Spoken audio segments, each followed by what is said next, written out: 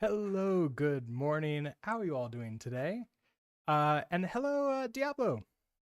Let's see. Show you the cat. Well, that is we'll have to go get that. I moved my streaming station upstairs to uh, uh, my sort of like normal daily office to get out of the basement, have like actually sunshine and light through the windows. I don't have the cat cam set up yet, so but Zilby's not here right now anyways. Let me go see if I can grab him and we'll just like hold him in front of the main camera. That'll be enough, cat, right? Also, hello Asitsu. How are you doing today? So with that, I'll be right back. I'm gonna go find Zilby.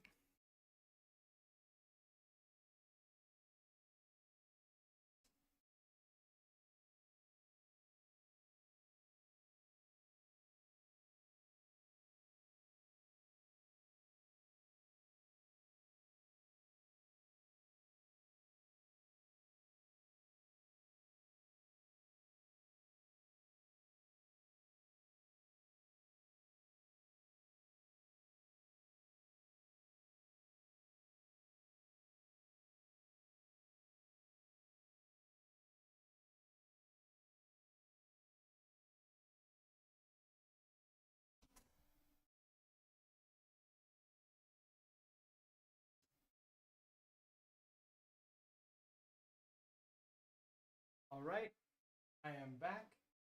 Here we go. We have cat. He wasn't that far. The normal space he likes to hang out at is actually in his nest, which is up here. So it'll be easier to grab him. The window's open if you want to out it. No? Okay. Yes, harass the cat for views. Then one day while you're sleeping, the cat will get revenge. I mean, he was, if it helps, he was purring the entire time. So that. I do play with him and I do feed him. So I think that undoes the damage of then harassing him for views. I think so. I hope so. Otherwise, you're right. I'll just wake up one day with him biting my hair or something.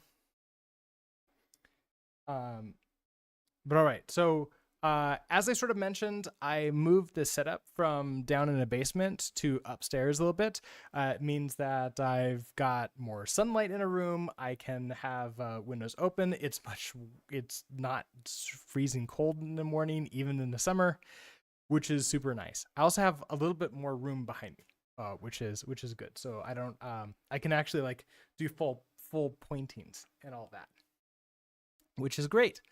Uh, the let's see, I haven't yet moved the Ethernet cable, so I'm on Wi-Fi for streaming. So this is going to be interesting to see how that goes. So far things seem to be okay. And then let's see, any other. I still have like chat showing up over there. It's slightly farther away now, but I think everything sort of like should feel pretty much the same. So let's see. I'll have to figure out where to put Cat Cam and where to put some like his trees and some other stuff in the room. I haven't figured that out yet. But we'll get there. Things will be good. So that all being said, let's jump back into our Anathema project, the Stream Manager, which is most of the stuff we're doing is Anathema based. I told my schedule to toggle bit last week. I was also hoping he'd be feeling better by now, but it sounds like his illness is still pretty bad, which is unfortunate. So hopefully he feels better. He says that he might stop by today or tomorrow for our two streams this week. And then both of them are going to be about this project. Give maximum chance for him hanging out. Did you miss Toggy drama? The only drama there was that he got sick and had a fever. And he attempted to add some features while sick, and that apparently didn't work. But if we take a look at, let's see, if we take a look at Anathema stuff,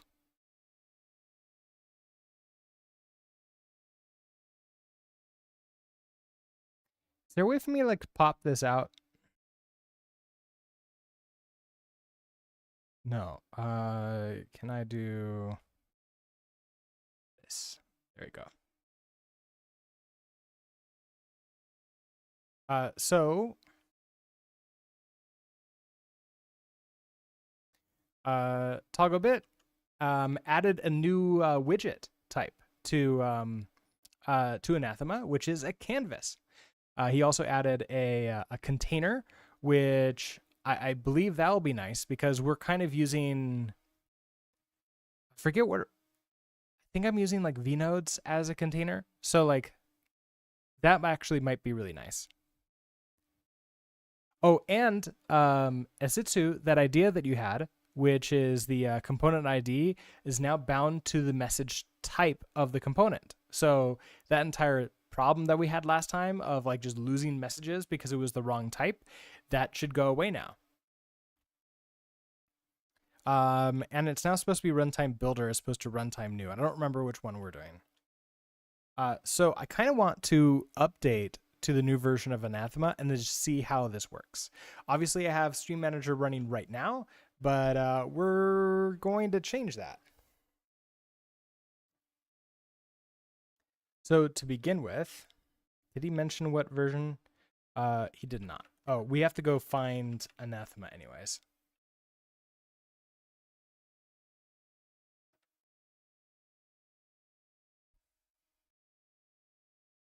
So I believe that we're on the dev branch. And it's 89EEF7A.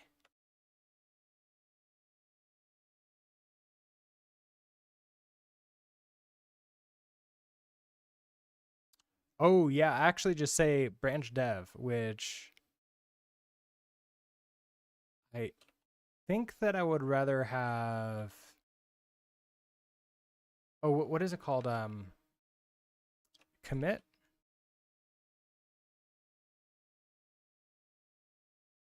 Oh, rev, I think. Rev that. Just to really lock it down. Yeah, thank you for that, Isitsu. Okay, so if we run you and now,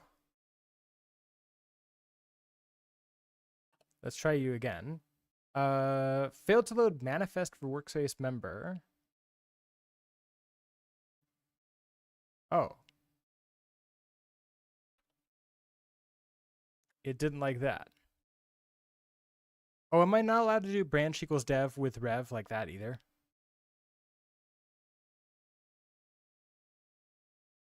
You always type ref and wonder what went wrong. You don't have the same autocomplete apparently.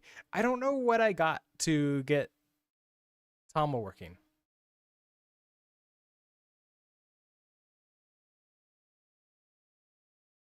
Let's see, I'm using Taplow. And apparently it just works for me.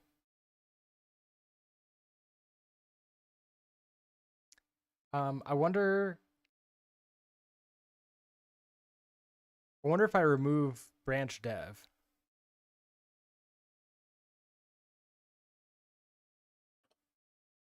Yeah, okay, that's what it was. All right, so now we have some errors. What do we got here? So the first one, use of deprecated associated function new, because now we want to use builder function instead. So that's on the main, that's in front end library.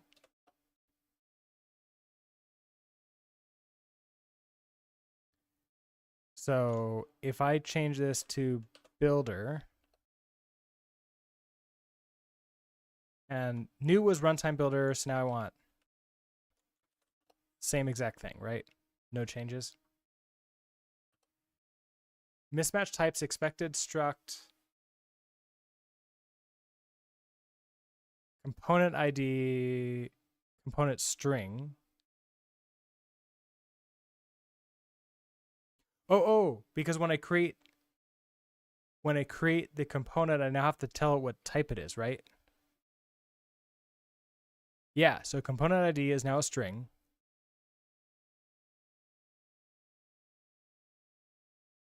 Yeah, you use Tableau in both Helix and NeoVim. Is that doing? It's doing the same thing to you in TOML files, right? Where it's like actually giving the correct like autocompletes, because it is really cool. And I think I get the exact same thing in Docker stuff too. How do you know this is a string? You know this is a string because the state. There's something in here I think that makes it know that what type it is, right? Okay, so we have a string and a duration. But then you're upset down here. Component ID, mismatch types, expected struct, component ID string, found string.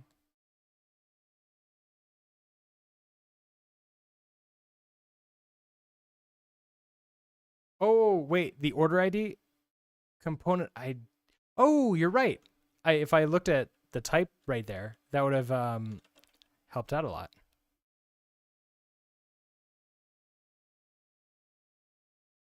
Okay, so if I do that, you're okay.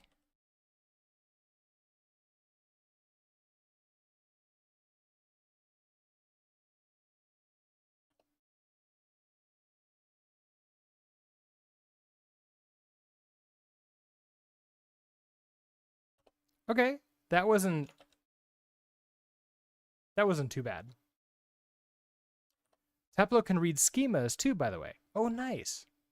Yeah, so Isitsu, I recommend checking Tableau out.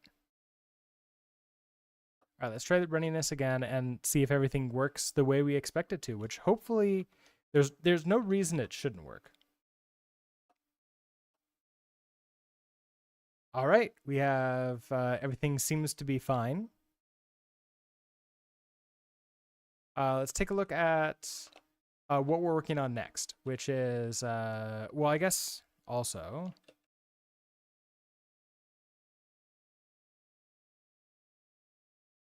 I don't need that one open. Let's open up. Ooh, you're the wrong place. I want code, Brooks builds. Oh, I'm already in code. Brooks builds, stream manager.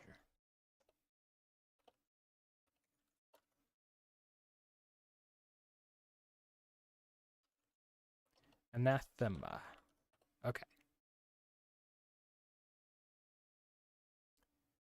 And let's see. I want to. Oh, I already said hello to you, Diablo, earlier. We've got that. Okay. Next up, display the message on the front end when a theme changes. So what I'm thinking about doing is updating you to just so we have ads not running or ads running a little bit right here on the right. And then I just want like Hello Q is like our dynamic one that can grow really big. Where do I want to put messages? We can do it below the ads.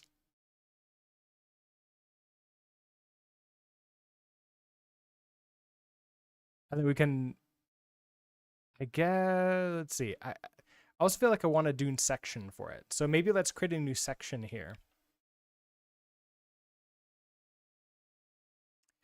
And that would probably be in a template. So new, we're going to write into front end source template. Ooh, it's not exactly that. It's front end templates.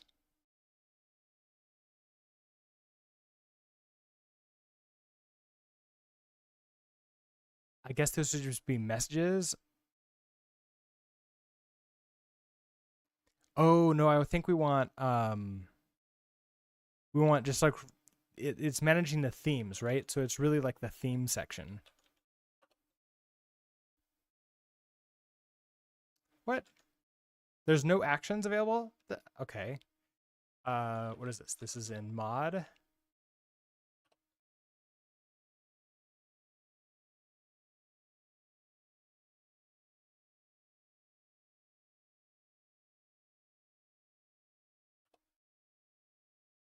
Wait, cannot find what? Oh, did I not put this in the right place?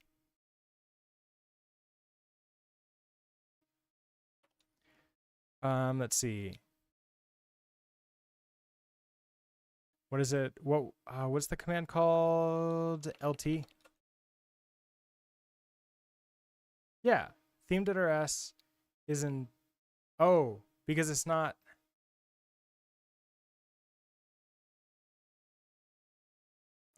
It's in templates. It's theme.aml.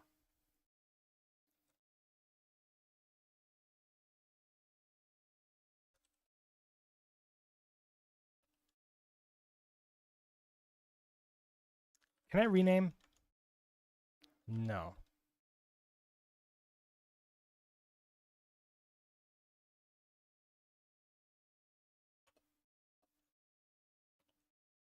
All right, so let's rename theme to theme.aml.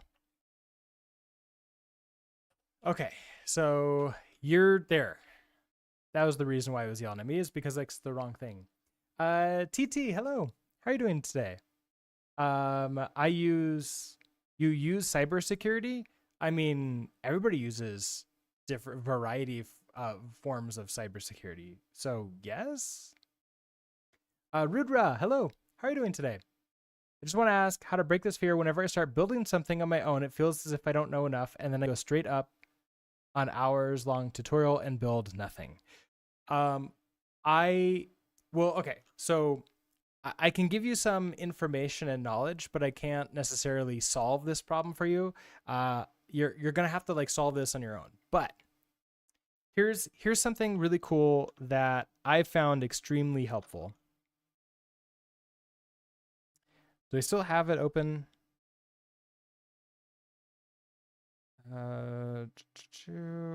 I never labeled it. I have like a bunch of these whiteboards open where I think I draw the same thing over and over again, but we'll do it again. Okay, so in sort of like educational theory side of things, there is this thing called ZPD, and for longtime watchers or viewers, you'll have heard me say this before. ZPD. I should have grabbed. Can I get it like a pencil or something? Oh no, that's not a pencil. I'll just do ZPD. Let's make you nice and big.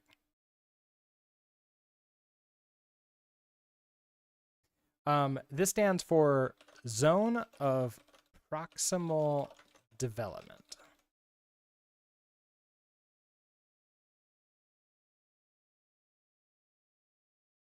And the idea here is that you want to be in this sort of uncomfortable spot, this spot where you have a little bit of fear, because that is your ZPD. Now you have to figure out exactly where that is, because it's going to be different for everybody, right?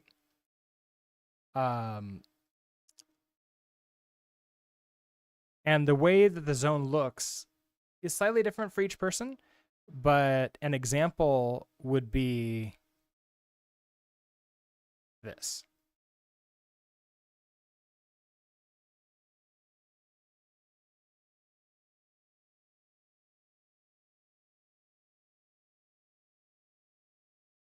So your ZPD is going to be right in the middle of these two lines. And now down here, we're going to have boredom. This is where you're just doing the things you know extremely well over and over and over again. So in programming terms, that might be, you know how to create a basic website, and you just want to do that, right? Like you just want to build a website. What if you're me and you fear nothing? Well, fear might be not the right word for you then, right? But okay, boredom. you're just doing the same thing over and over again. You've gotten really good at it. So you build like really simple websites. You know how to build like, an Angular application or a React application. And you're like, okay, well, that's, you're just bored working out. A lot of us get into this boredom place at our work, at our day jobs, at work. And it's one of the top reasons that people leave jobs is because they become bored. This is not a good place to be in. This is really bad. Up here is equally bad. And this is, I don't actually know the technical term for it, so I just call it drowning. Oh, wait, no. Panic. This is where it sounds, you've gotten Rudra, is in the panic state. And so up here, you're like, there's no way I can do this. Have you ever had a problem where like at work, somebody gives you something and like the first thing you do is you just like, there's no way I can do that. I'm going to get fired. This is the end for me. That's because we're in this state right here. We've been asked to do something that is above our top line of the ZPD. And so there are strategies for removing like a problem down, like breaking it down to smaller chunks. And then each of those chunks might be in your ZPD. And then what's really cool is that over time, everything shifts up, right? Like as you get better, your ZPD will come up like this. And what was boring for you, what was like good and like challenging and uncomfortable for you, is now boredom. That's the idea. Like that's what the ZPD thing is. And this is what I have in my mind, right? Because the question becomes, is this panic or is this just uncomfortability? Because if we're uncomfortable, that's good. We want to be uncomfortable, and then you want to go and try to do things and fail at them, but then come back and try this again. And for some people, your ZPD line might be really thin. Like you might not have much room in there. And for other people, especially if you've gotten used to being uncomfortable, it might be like looking like this, where you're just willing to try a lot of different things and just sort of like play around with it.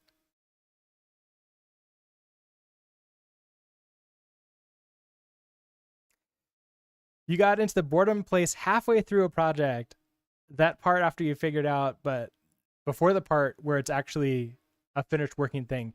That's really common for me too. Like that happens to me all the time. And you see that with like when I try to do tutorials, I'll get into like boredom or I'll like, ooh, I want to go do something else now. And sometimes that's because I chase the ZPD a little bit too much, maybe, possibly, perhaps. But I don't necessarily think there is a bad way of learning. Not finishing projects is okay as long as the reason why you're not finishing them is that you have something better to do. If, for example, you're not finishing projects because you're scared of like proving that you don't know how to do what you're doing, that's not a good reason, right? Like that's not a good reason at all. Give up the projects because you have something better to do. Does that help, Rudra? I hope it does. If you have more questions about this, I'm happy to chat about it. This is one of the things that I'm like really passionate about. And let's see. I missed something from Sitsu. You switched over to Zed for your Rust development, but you also haven't properly written Rust in a few months. Just updated and it appears to be using Tableau now. I also checked VS Code and you're also using Tableau there too, so you guess you don't have the problem anymore. Excellent. Well, that's great. Rug Matt, hello. Where is the cat today? The cat is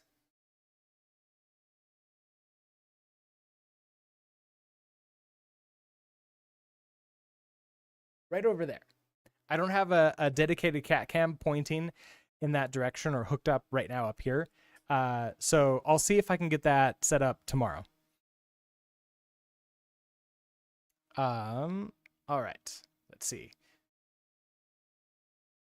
Also, Rug, how are you doing today? Cat was shown he is still orange. He is indeed still orange.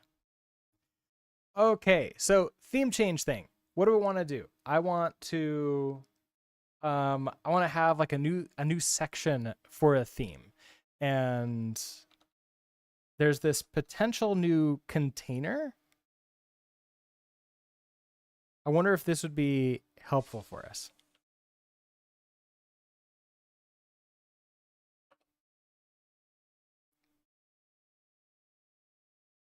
A container element, it accepts at most one child. So we have a border in which we can set our width and height, which is nice. And then a container. Oh, so this is sort of like a div where we can set like the width of that. So I'm almost like imagining that this is just a div. And then I can do things. And I can also set width and height, which is interesting. And background.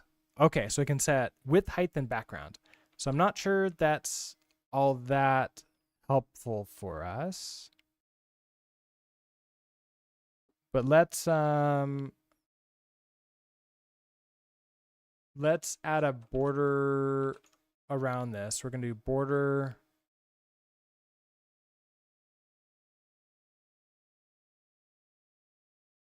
And I wonder also if I can do like width and height 100%. That would be interesting too. Okay, so what I want to do, we want to do like a text of theme. So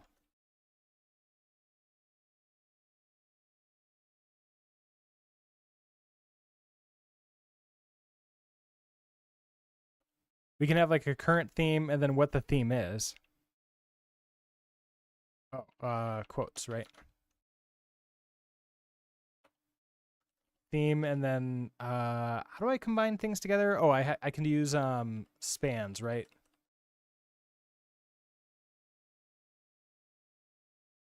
Togglebit, hello. How are you doing today, and how are you feeling? Oh, well, you already answered. You're still quite rough, but you'll try to answer any questions you've have any. Awesome. Well, thanks for stopping by. Everything seems to be working fine so far. I really love the fact that I can just click on things in the terminal to have them go away, which is nice. I updated to the new dev version that you deployed last week, and it was fine. It was not very hard to do the update. The only thing, if you want to do like a I don't know, like an update guide or something, the only thing that just sort of felt a little bit weird was, or like took like a couple seconds until Asitsu reminded me, was that, where is it? Oh, emits. These emitter emits, they changed order. It used to be value on the left, and then component ID. So it just went around. Yeah, you forgot to mention the argument order changed. Yeah, that was the only thing. Let's see. Okay, so if I do border span theme, and then I want like, we'll have the theme name, which I'll just pretend right now it's just gonna be what am I using for theme? Adwaita dark, I think. So if I do that, and then I want in this one, okay, so we have ads at the top, I think is pretty good. We have our hello queue there. Let's do I guess I'll just call it theme.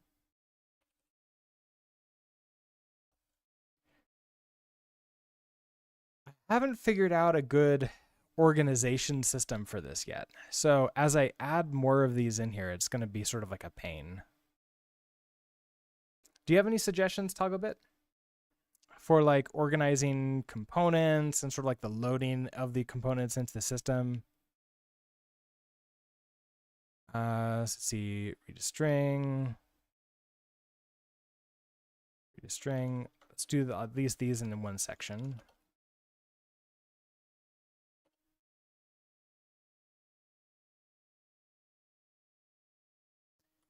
We're gonna go templates, theme AML. our context, loading theme template. Okay, so we have that. We have all of you. You're good.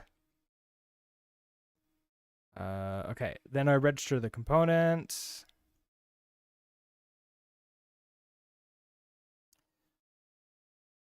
You have not thought about that actually.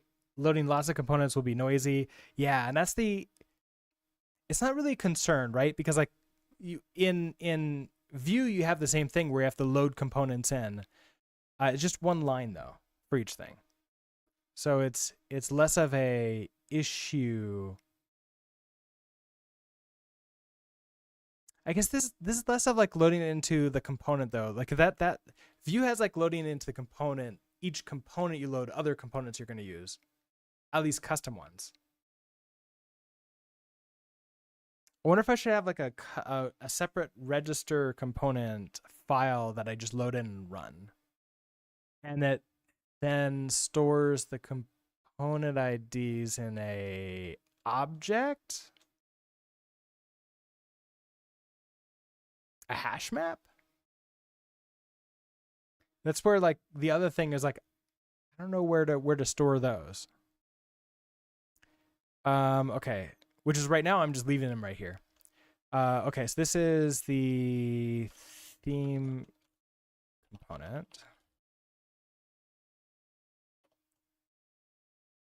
Okay, we have a runtime builder, register component. Okay, so what are you? You are I think we called you theme. Our template impl.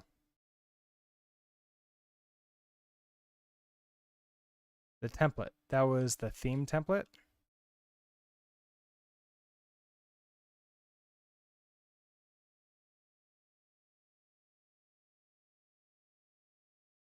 Okay, next up is component. Oh, okay, so we have to create the component next too. So is this front end, source,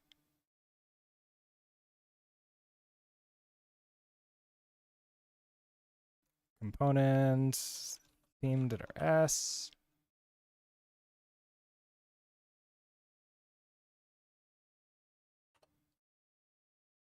Was it pub, struct, theme component? Did I not have anything in here? I don't remember what I did for the other components. Let's see. Oh, I have the impl component for it, and I think that was it, right?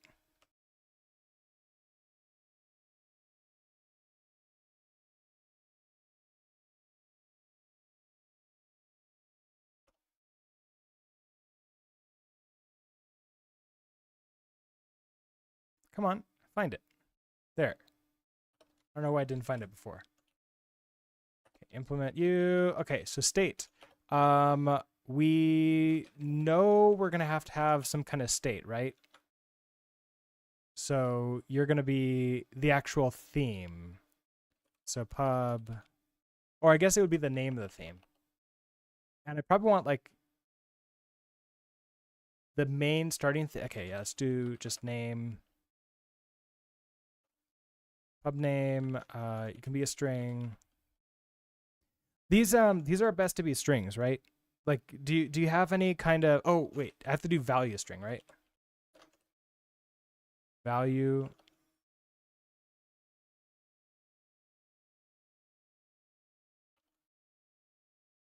Why are you not finding those? Value string.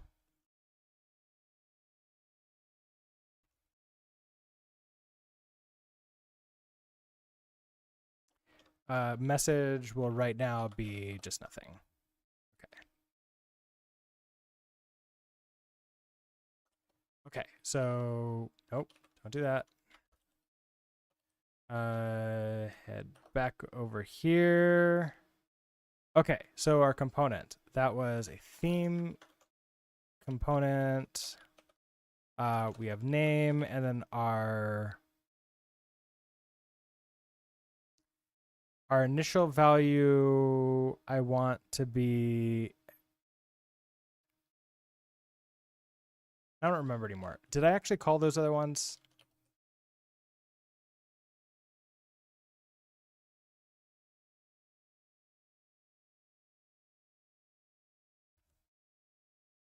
See, Twitch ad, Twitch ads, hello Q. Oh, right. The state is a separate thing. Oh, I completely forgot. State is a separate thing altogether. Hold on. So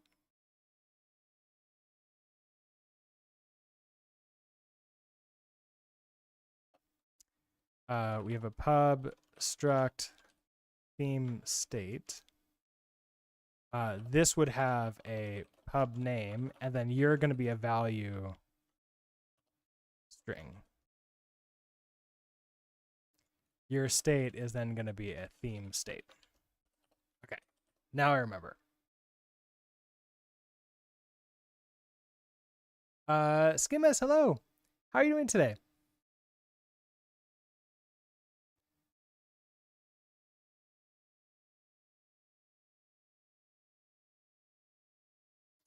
So let's see. Theme state. Oh right. We have to. Was there a derive for state? There was, right? A derive for state. There you go. Okay. So we're happy with you. So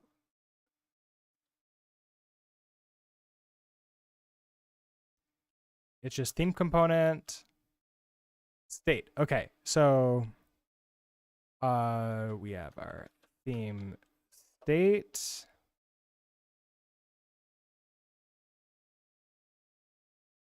Name. There you go. Name is going to be a value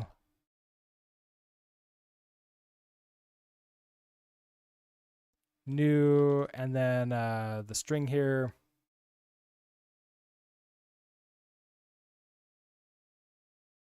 What is their value? Oh, it's Adwaita. Okay. Oh, actual string.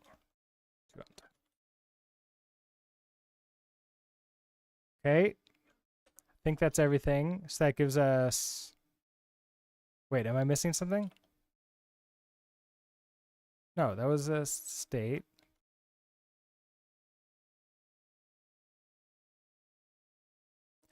Oh, it's because of the message. So yeah, it's nothing there like that. Okay, that's good. So we have our theme component. We're not doing anything with you yet, so I might as well do that. Make you happy. Okay, so theoretically, when I restart this, we'll get a theme right up there. And let's see, Dwight, I just called it name, right? So if we do our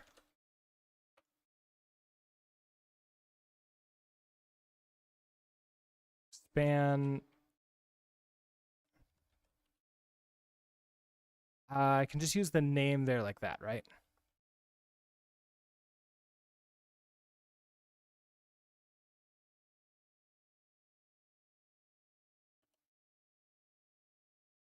Yeah, there we go. Okay, so theme Adwaita Dark. Excellent. So then, Oh, I must have started it right after the ad break started. So the ads it doesn't know about that. I don't need spans there. You can put everything in text with like this text the name. Oh, really? Okay. So I can just do text theme. So just space name like that. I don't have to have like anything weird. I guess I use spans only if I want to color it, right? Like to add a new theme or something. That makes sense. Helps if you can spell theme. Yeah, we're fine. Okay, so we're good on that. And then when something comes in. Okay, so now I want to go back into you. Do I want to do that? Front end events. We have to update you. So we have a theme changed.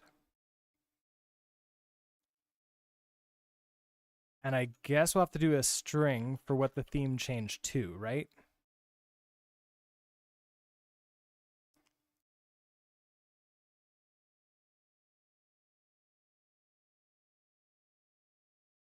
Okay. Change Helix theme. I don't need that print line anymore. We have the username and the theme. Oh, you know what? That would be nice to put the username in there too, wouldn't it? So I could say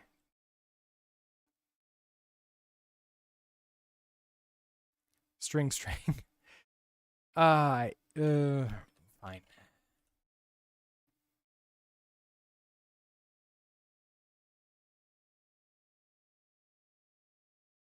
Yeah, I just need to remember the order now. What could possibly go wrong with doing just string? I mean, who would possibly forget that? Okay, so we changed the Helix theme. I run that. It's okay. So if it doesn't crash, then we want to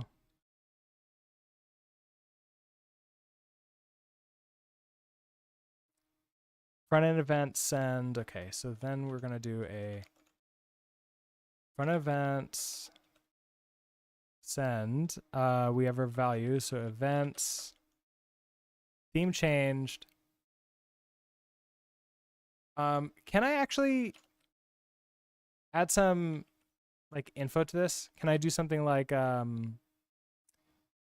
username? So username, theme name.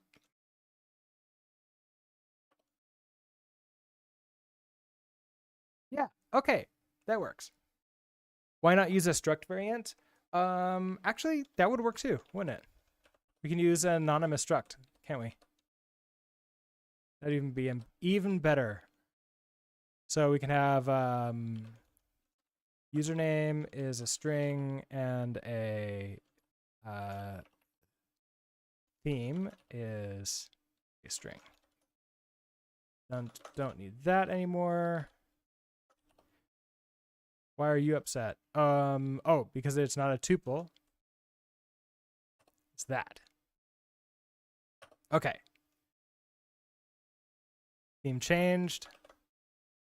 We have username. We have theme.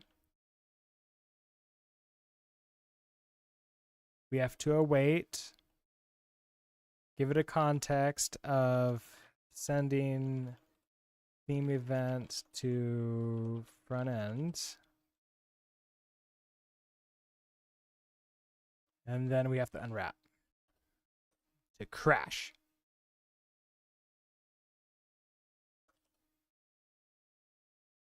Okay, I'm kind of surprised that doesn't give me an ownership problem.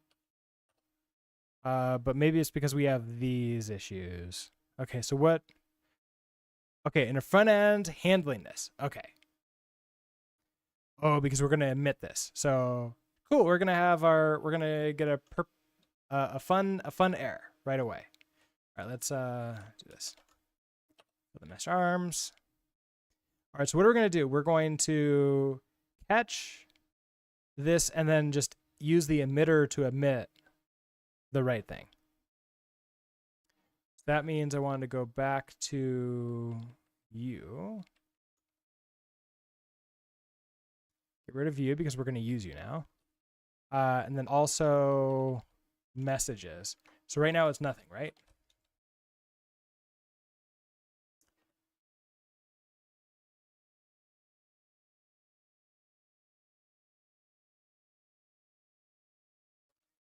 Yeah, okay. So right now it's nothing. If we do themes that are S, I probably want to set this to be a name struct. I probably want to set this to be a name struct so I can set this here. We said hello earlier. Schemist, let's see. So if I do something like a pub struct, like message data. Oh, this would be theme message, right? Then we can have a name. It'd be, yeah, we have username string, name the theme, or theme string, your message. Come on, it's gonna be theme message.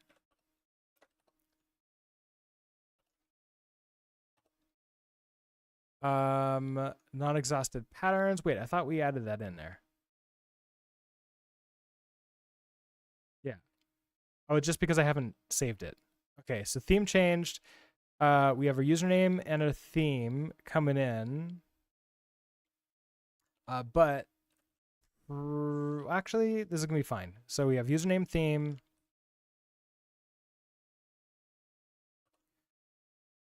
We're gonna do emitter,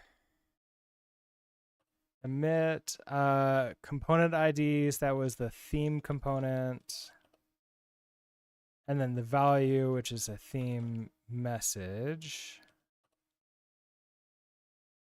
Username, theme.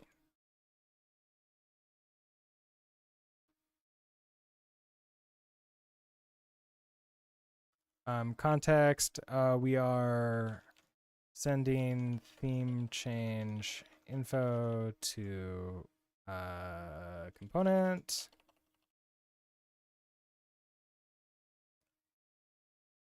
And then, okay, we unwrap you.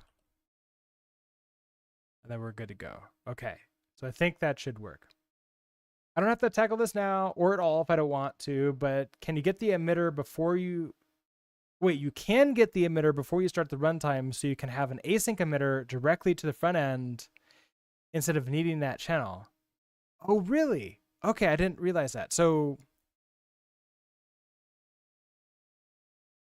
I always thought that I had to get the emitter through here. I couldn't find a different way in the documentation to get the emitter. But I guess I didn't really try looking that hard on it. So if I wanted to get that, like where would I get that ahead of time?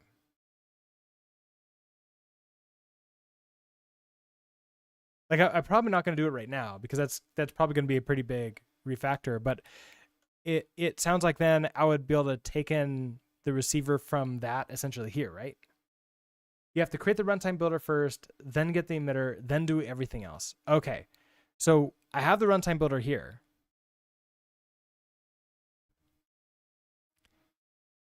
So I can get like an async emitter equals runtime builder.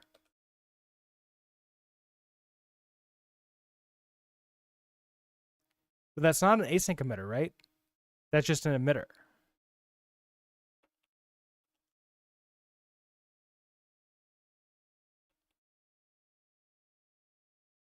Oh, it's both. Oh, okay. So that gives me the emitter here like that.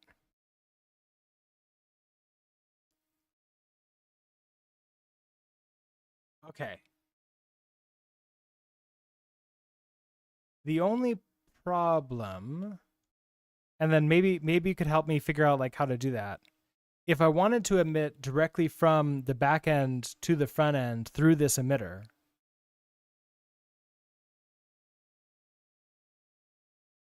how would I get this back out there? I would probably have to have a channel and then send it send it back out. Go to the function where you call the current run function. Okay, so here, let's, I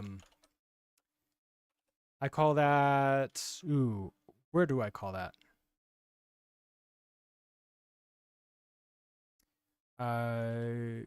Nope, not that. Go to references.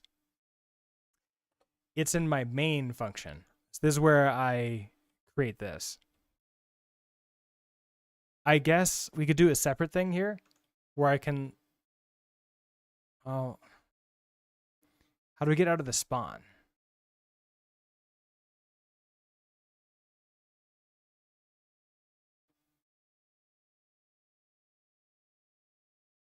I guess this is part of the not sure how to properly do a integrated front end with my back end and then use have things sort of like separated but together.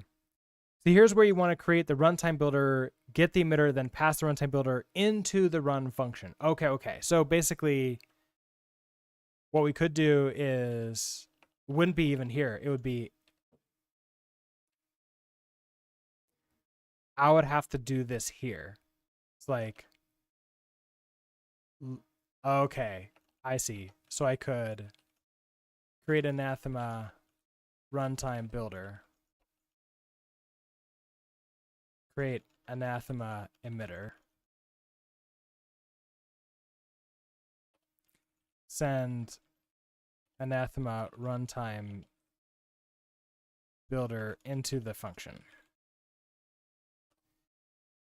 And then in stream manager run, send anathema emitter in here. Okay, cool. We might do that later. Let's see if I can finish this feature first, and then we'll see about updating that, because that would allow us to make things a little bit simpler, because I wouldn't have to have a separate sort of emitter for everything else, which is nice. All right. So what we're doing, we have our theme of Duetta Dark set there. I guess at this, no, we're not okay. We're not okay because that has temporary code that I didn't want for reals. Field is private. Theme message.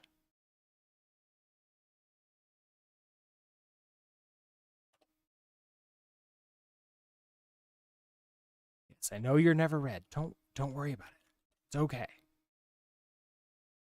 Okay, so that sends through and it gets into here, which means that input components, now I have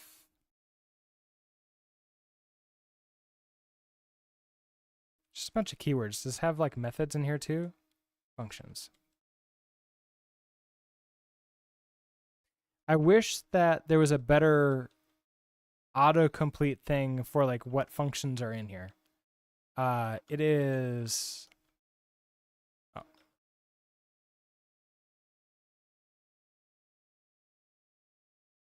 There.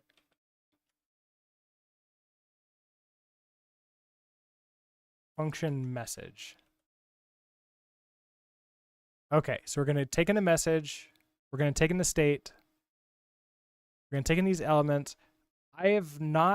I have no idea how I would use those elements or what they would be used for. So I've always just been ignoring them.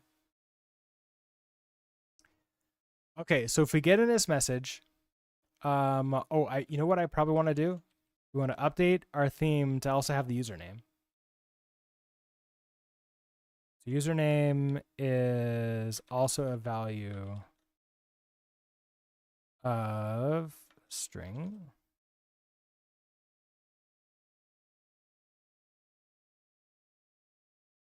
Okay, so we're going to take in, we have self message. Message is going to be the theme message.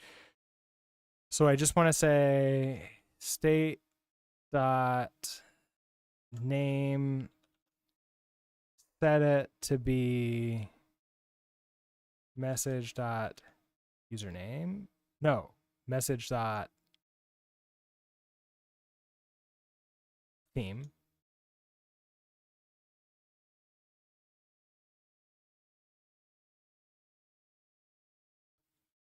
State dot username set message dot username.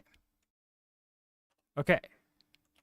You're all happy. You're very unhappy. Theme state. Let's see. We have name and we have username.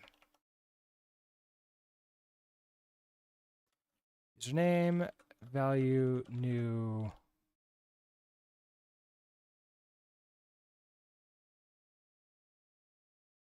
I guess we'll have to do that.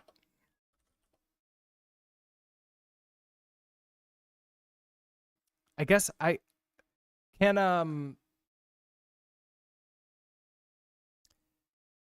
talk a bit. Does the what is it called? Do the templates handle options just fine? Because otherwise I could set username to be nothing.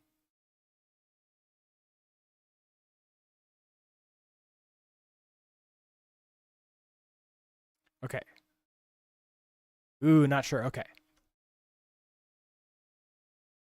And we can try it too. Let's see if this works to begin with. So let's see. Finally, I need to update the theme. Okay, so we have text, theme, and then, oh, I probably want like a if. Like an if statement, right?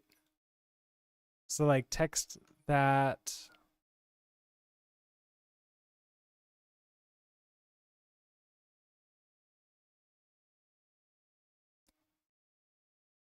Because like I would want to do something like, okay, I only want that set by if there is something else. So like if, can I do nested if statement on the same line? Like, okay, so how would I get this? How would I get the same line? So if I want to do like theme, well, I guess maybe I just won't worry about it. Let's just do it like an if statement here. So like if username is set. So if username is not equal to an empty string. Nope. There's no those. It's just you. Okay, so if username is not that, then text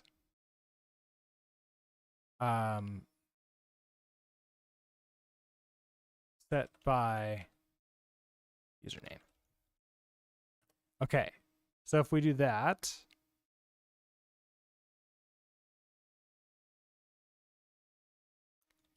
there's a lot here, and I have no idea if I've forgotten something. I'm guessing I've forgotten something in the middle of this all, but we're about to find out.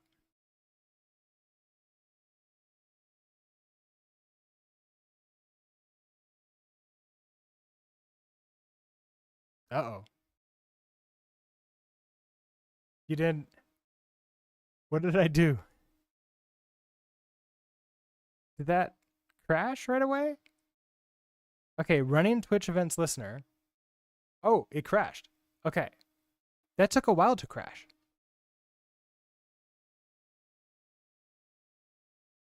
Sending username to front end. Okay, so that's sending username to front end.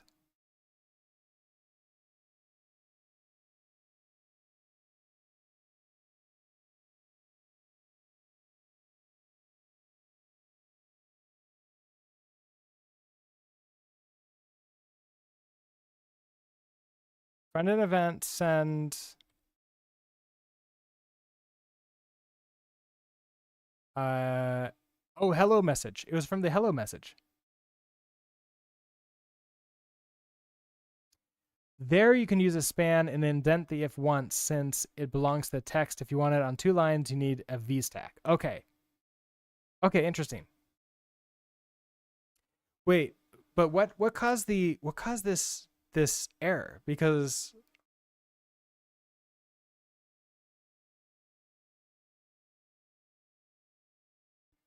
that was in Hello Q. Why did the Hello Q suddenly have this error?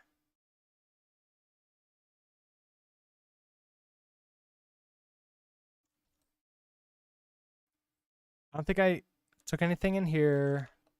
I didn't do anything weird in here. Like I just put comments in for what to do with it. I don't think we actually did anything. I removed the emitter that I created. We still have that runtime builder.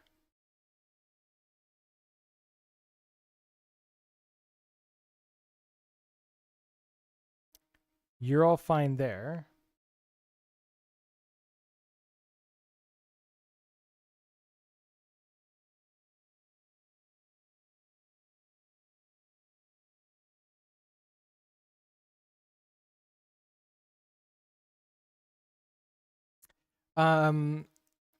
Be right back. You'll need to make tea or you'll die. Okay, well, I mean, hopefully you're feeling better, and hopefully the tea makes you feel better. And we don't want you to die. That'd be terrible.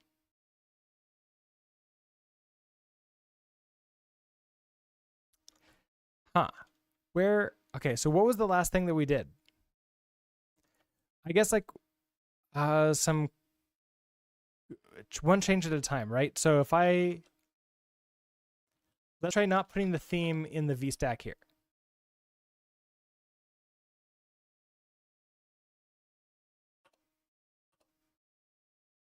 Ooh, okay. And now if we say hi, so if anybody sends a message, so if I say hi, okay, so that's working again. So the problem's in the index. The problem is in this theme here. I must have screwed up the theme.aml file.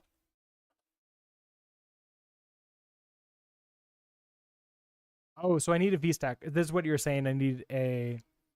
Okay, there you can use a span indent. Okay, so I could do a span like that, right?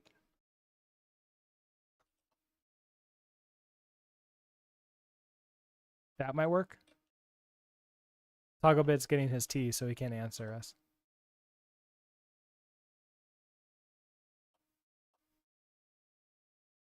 No, okay, so it doesn't like that. Invalid token.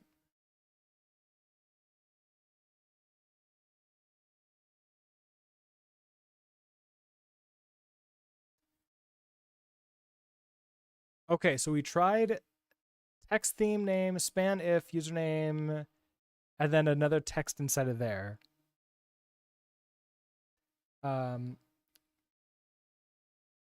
Rudra, okay, so I'm hoping that explanation previously of the ZPD was helpful.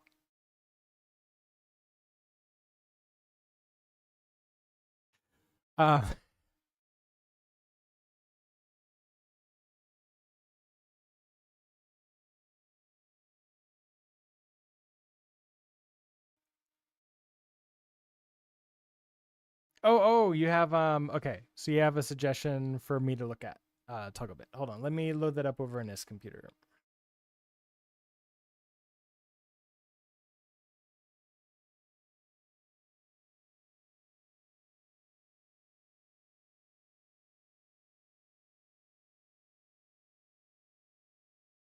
To open you in a little arc. Okay, so we have border text theme name. Oh, I just use an if. Okay, so I indent the if like this. Okay. Oh, and then I use a span. So I did everything backwards. Okay, let's try that.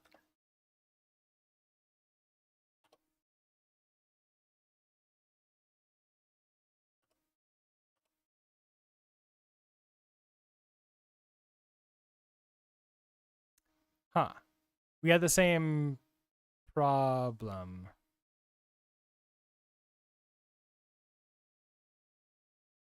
Did I do that right?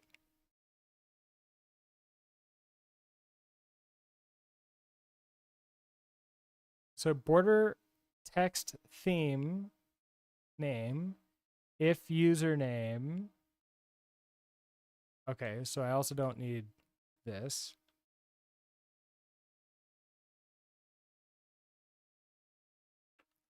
If username span set by username. Okay. So we have you.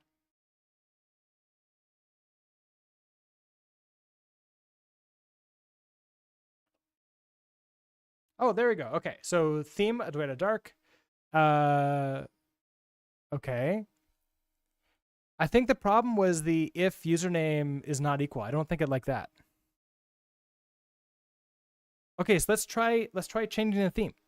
What's a good theme to set to? Acme is very easy to see the difference of. So if I do change Helix theme to Acme. Changing Helix theme to Acme. Yeah, look at that. Theme, Acme set by me.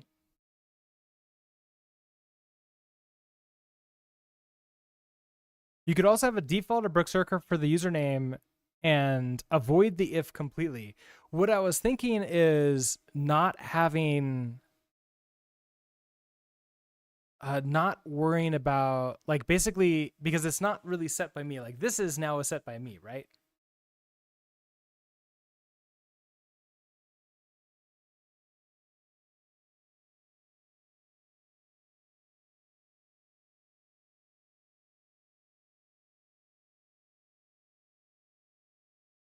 Now, the next question becomes, what do I want to do for resetting this? Did I decide something? Let's also reset to Adwaita Dark.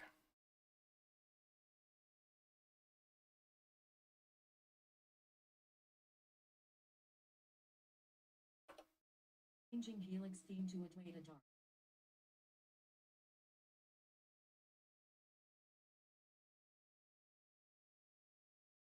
Oh, I'm missing the space here.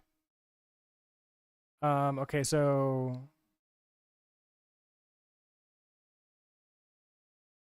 we have set by that. If we go into our README, so we display a message on the front end. I have this announcing out loud, but I don't have a cable yet going over. How's the sound, by the way? I made a ton of changes to my Windows system over the weekend to try to have the audio be higher quality and better. And when I moved up here, I was able to rearrange things differently so that the cables are very, hopefully not even close to the power cable. So everything should be good, but I don't have a long enough cable for audio. And I think also like long cables for audio is not a great thing, what I read. From the laptop where it reads it over to the Focusrite. No robots here today. Sounds good. Okay, excellent. That's good. That is good. Okay, so I'm not going to worry about announcing out loud. It announces out loud to me, so that's fine. I'm happy with that. Validate that it's using a real font. Okay, fine. Is there a list of the fonts here? Like, is there a file that I can open up? Because like we have.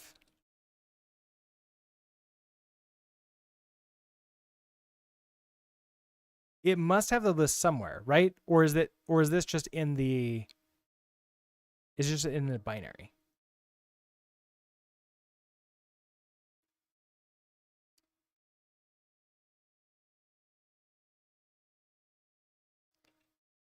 Let's see, would not be hello Q.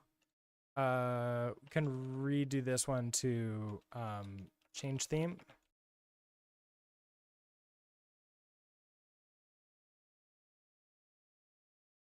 Let's see.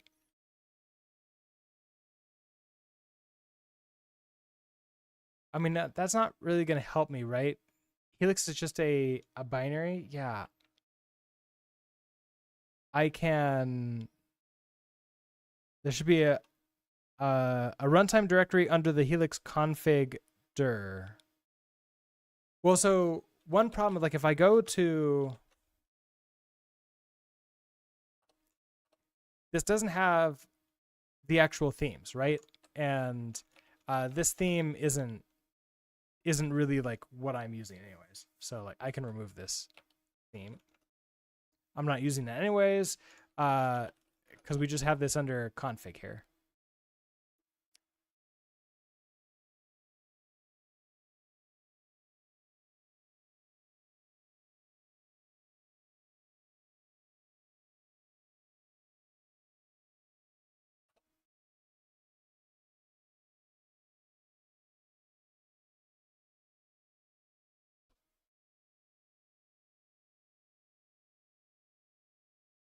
Okay, create a file with your name of your theme and place it in your directory. So, okay, that's where it could be.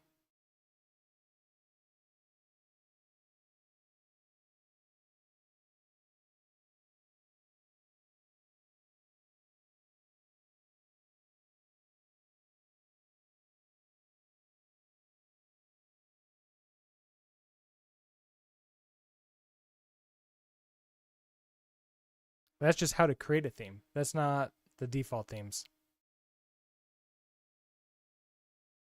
Okay, that's unfortunate. So then, oh, you have Helix built locally. Oh, that probably is why. Let's see, where was it? It was, I think, in their GitHub.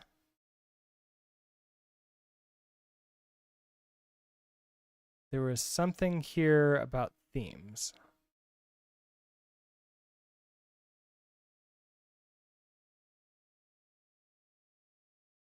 Yeah, we can just search for Adwaita.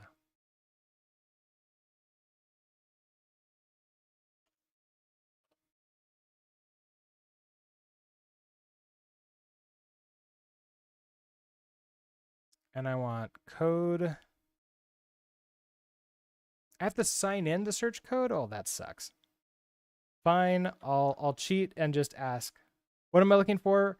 Where the actual, like where the list of the themes are, which I have in the, no, come on. I keep on missing it. There it is. Change Helix theme. It is Helix. Okay, so it is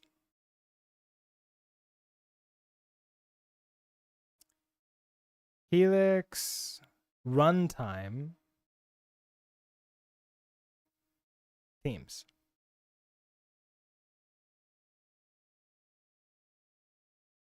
Okay, so it's this list of all the themes and README. No. I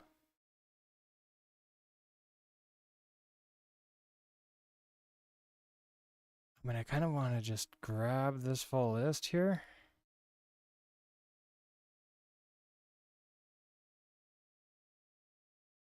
All.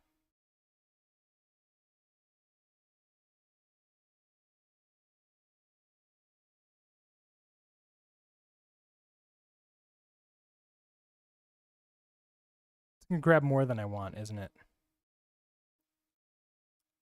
Yeah. Okay, sorry about that, Diablo. I did indeed find that.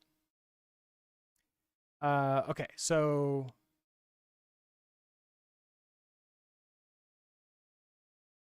what if I just throw in here, we do possible themes?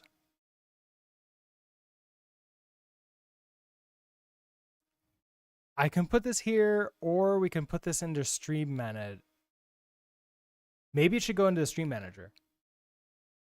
Yeah, let's put it in the Stream Manager. So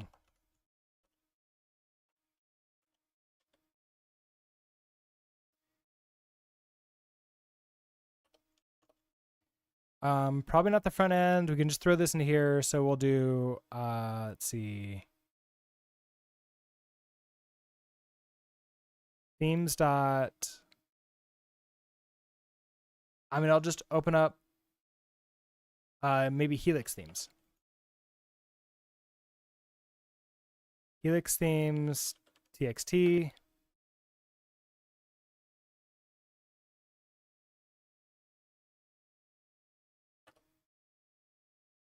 Okay. Oh, that's not great.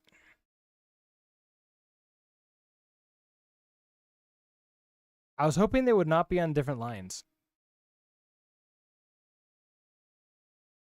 Oh, and it added the commit message too? Oh, fine. Okay. I mean, the truly easiest thing. Oh, you know what else I could do? What? Dot open that up? Isn't Dot supposed to open up VS Code?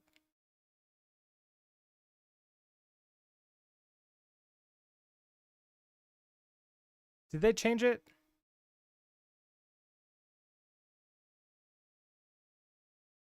Oh, they must have changed it. Oh.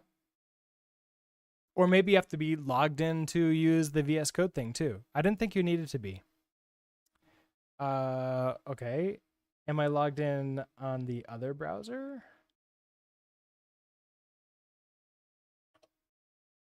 I'm not logged in on that browser. How about don't quit. How about this browser?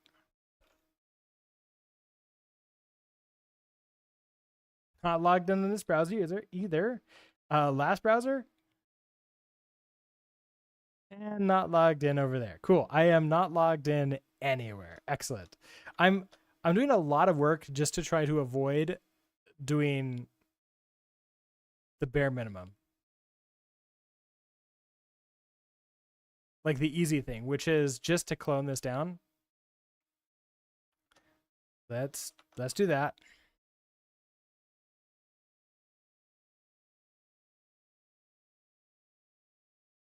So go to code, other, clone you in.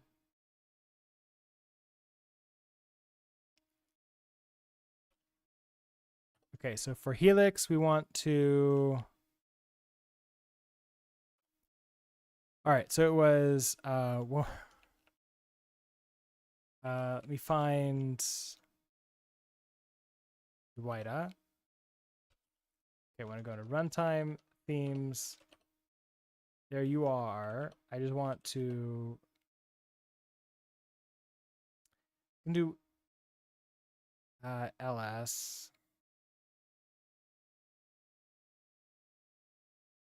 Grab all of you.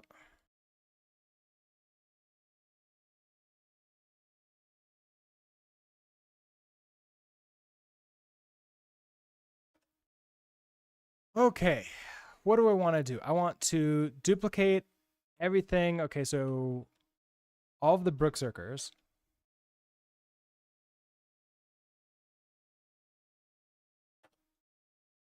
Go back to here. Ooh, there, this will work. No, wait, why am I different? Okay, that's not great. Fine. Let's do this. I'll start here because these all seem to be the same, and I'll just duplicate all the lines.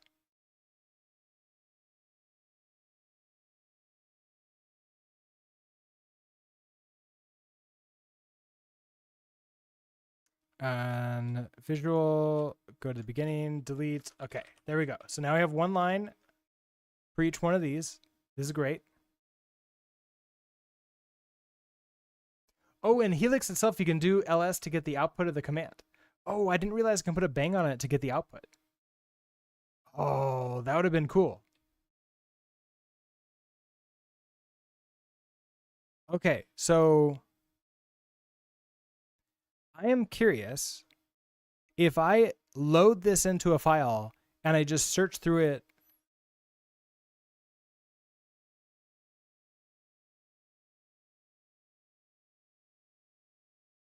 This isn't that many lines. I can throw this into memory too. Okay. Here, we'll get rid of the README. We have you in like that. I wonder if I just want to put this as like a helix themes.rs and throw this into a constant.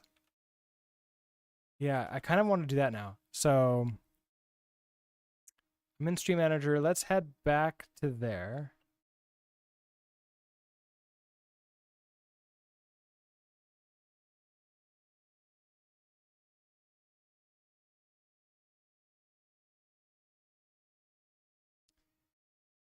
And if I throw Helix themes into source, so if we move Helix themes into source,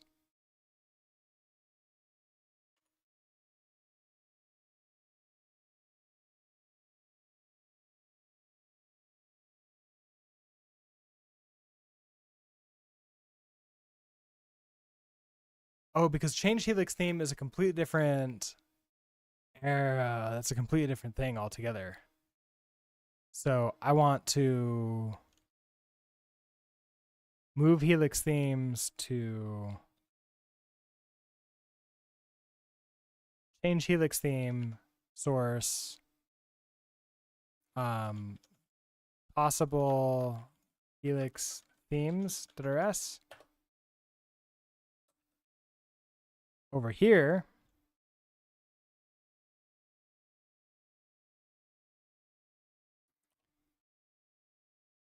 okay, change Helix theme.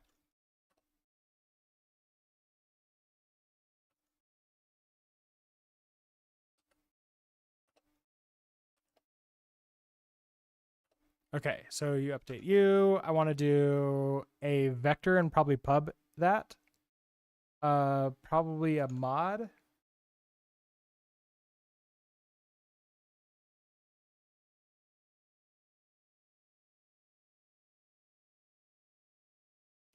We're not doing this often enough that I think that just like a vector of them is gonna be fine. It's slower than searching through a hash map, but I can put like a 1 minute or a 5 minute delay on this, so we won't be hitting this that often. It won't be killing the computer for this. So, and the list isn't that bad anyways. And it's in alphabetical order too, which is nice. So if I were to do something like I can't do that unless I'm in I can do const. Do a const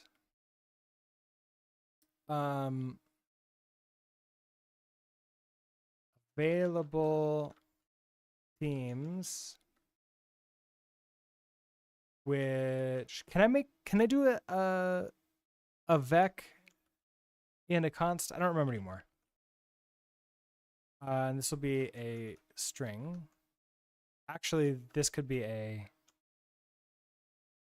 stir.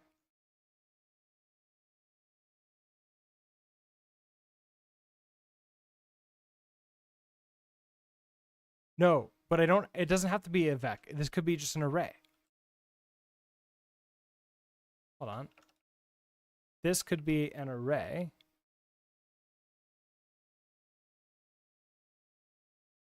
of stir with like, I don't know, 55 or however many there are. How many are there?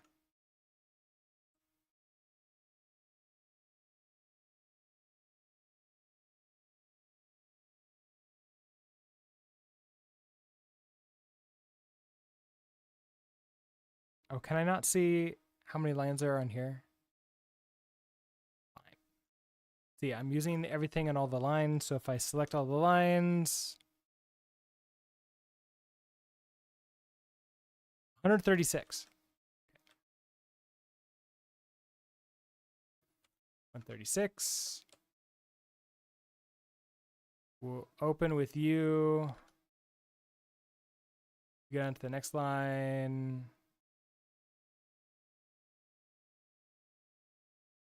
Close you. Need pub static. Okay, you're like that. This is great. Let's search everything for Tamil. Nope. Tamil.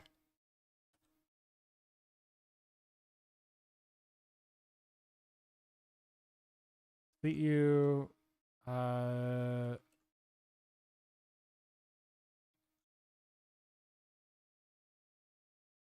Okay.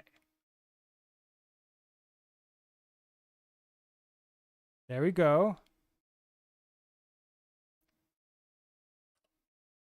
I'm kind of surprised. Ooh. Licenses. Yeah. Let's get rid of you.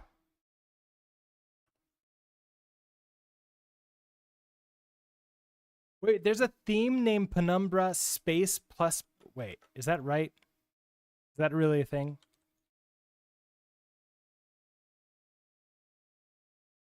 Oh, there's one just called Penumbra Plus. Oh, fun. Okay, so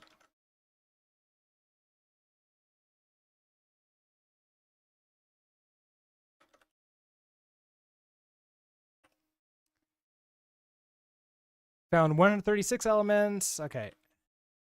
But we really have 135. Okay, there we go. Excellent. Okay, so we should be able to now check the available themes from inside our library here. So I need, okay, so we already mod the possible Helix themes.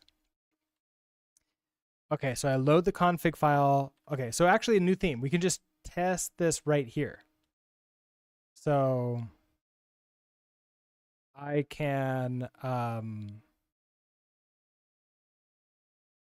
let's see. Find it. Oh, Rudra, how can you be as good as me? The best way to be as good as anybody that you ever see, like coding wise, is just to code more, right? And attempt to teach, whether or not you teach to people in real life or you teach to just like your cat or a dog or a little rubber duck you put on your desk. That's gonna be good enough, right? Like if you're attempting to like explain things out loud to other people who don't know it, you're going to end up finding problems, and then either you're going to just lie, and that's one way to get through that, or the better way, the one that actually allows you to learn, is then figure it out, like learn what it is, and then next time you teach it, it'll be better, and then better, and then better, and then that's how you learn and get better. There's a in the educational parlance, as it were, there's a sort of like a common joke, which is in a lecture of like, let's say 28 people plus one instructor, you have 28 people bored and one person learning. That's because the teacher is the only one learning, because they're the one giving the lecture. It's kind of funny how that works.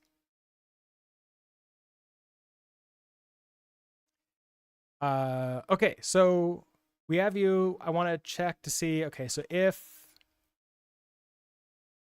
the possible Helix themes, available themes contains. Oh, note that if you have a sorted site, binary search might be faster. Oh, is there a binary search? There is. Binary search searches the slice for the given element. If the slice is not sorted, okay, so if the value is found, the result OK is returned.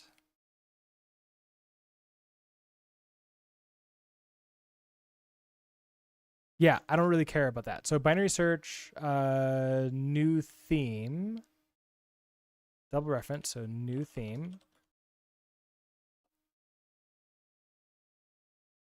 We'll do a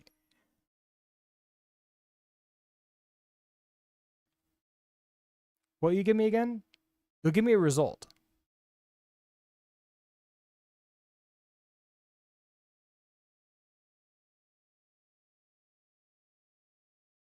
So if is okay. Okay, so if you're okay, which is not what I want, is error. It's probably what I want to do. So if possible helix themes is error, I just want to, you know what? I'm just gonna return and just do nothing at all. That'll be fine. Okay, so if we do that,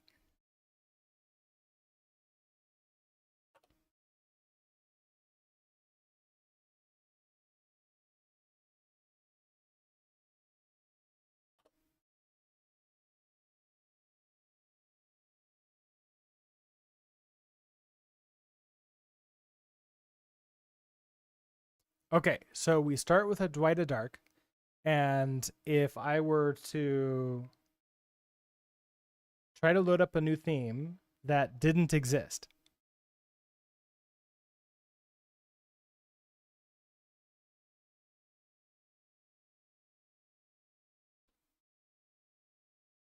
like, for example, blah blah. Oh, that still tried to set it.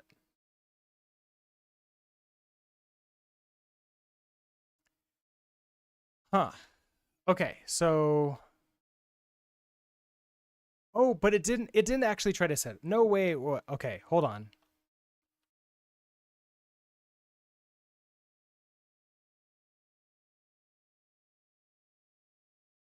Right.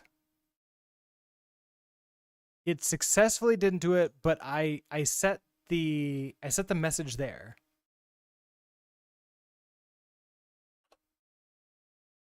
When I don't want to.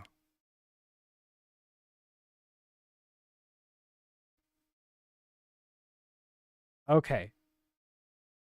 So change helix theme, change helix theme. You know what I should probably do is make a function in change helix theme. Like maybe up here we'll just do a pub function validate new theme, validate theme. We'll have a theme which is a stir, and then we'll just return a boolean. And so we'll do this. Whatever. I'll just do it by hand again. Let's see. What is this that we're doing? I want to possible helix themes, available themes, binary search, and at the theme.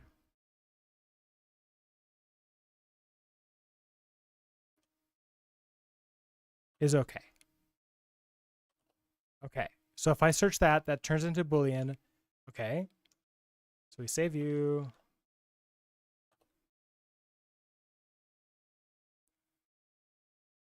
Then I want to do an if change helix theme.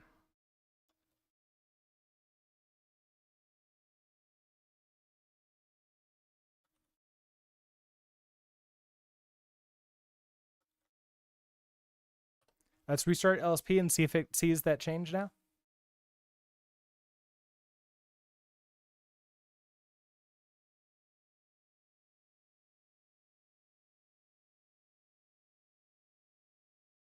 Content modified. What?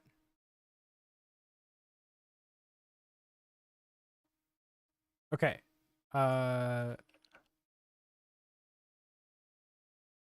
Validate theme. There you go. Okay, so I want to do if not validate theme, pass it the theme, then I don't want to do anything at all. We're just going to return. We're in a loop, so I just want to continue.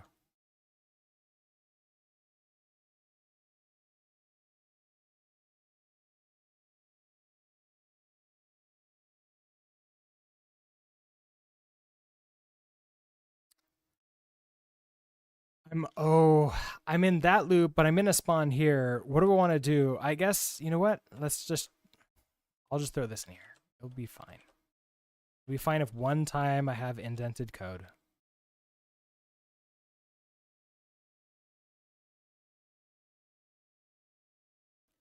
Okay, we'll do that. So if validate theme, then we change the Helix theme, and we also send the front end events. That can go in front of here like that. What are you upset about? You're upset because borrowed a move value. Whoa, where did? Oh, yeah.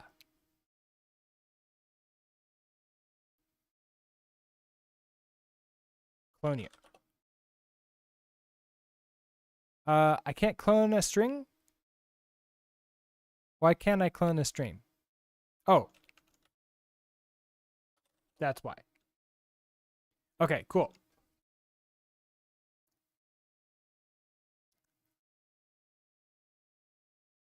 No errors. Okay, so everything should be fine. Let's go ahead and reset this again.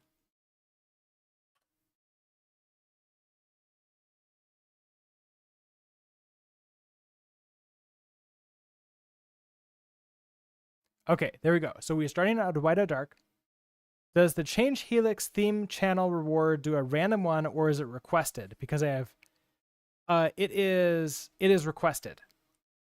It's requested. So you have to put one in there. So for example, if I put in, find my chat window over here. If I do change theme and I do Acme, that works. And then if I immediately do it again to blah blah, it doesn't take effect. And then I can put it back to Adwaita Dark. Changing Helix theme to Adwaita Dark. Okay, so I think it's working.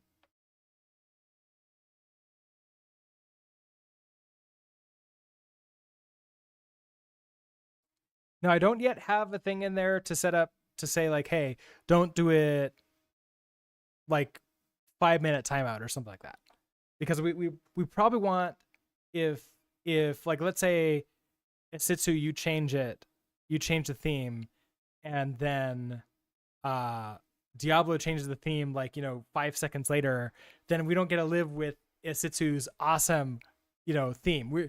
We are absolutely assuming that the community is only going to choose readable, awesome themes that have no problems whatsoever. Like, how could there possibly be a problem? I don't see how this is going to go bad at all.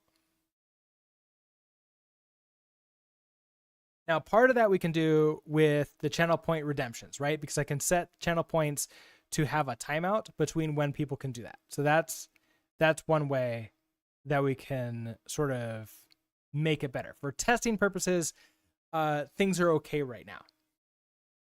And I just sort of doing it fast. Technically it is all running, so you can all do this now, but you do have to type in your thing right now. I could. Do you want it to be a random theme if you don't pass in any theme? It's just an empty message. Can you even do an empty message?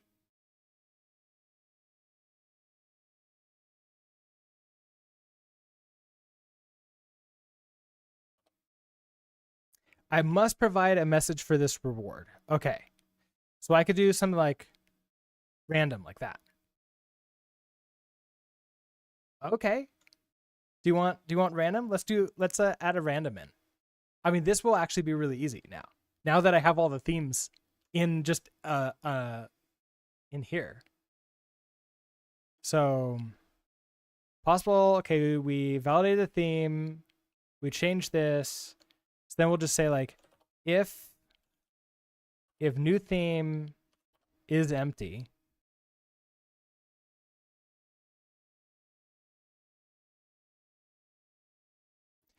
how do I want to do this? If new theme is empty,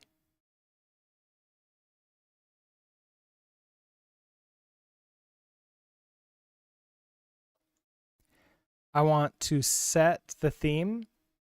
It's a stir that's coming in. So I probably want to do something like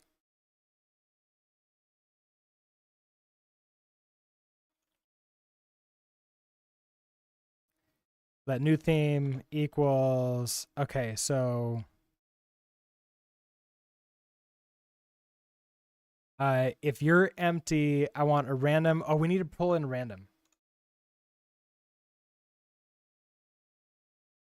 Oh, you're right. I can't do that. We're gonna have to use the random word. Okay, so hold on. If new theme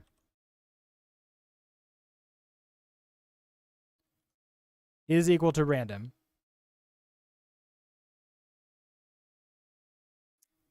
and let's just lowercase that. Okay, so if you are random now, otherwise, we're just gonna return a new theme. So that way it stays the same if it's not that one. Okay, if you are there, we need to pull in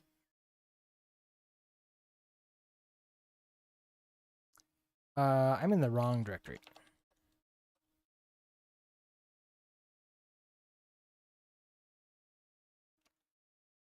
I need to cargo add rand.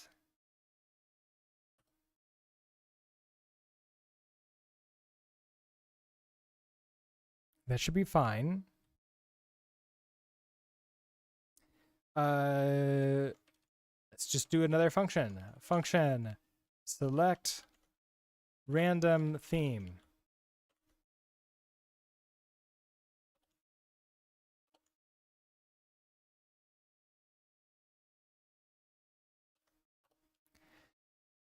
Okay, let mute RNG equals, can I do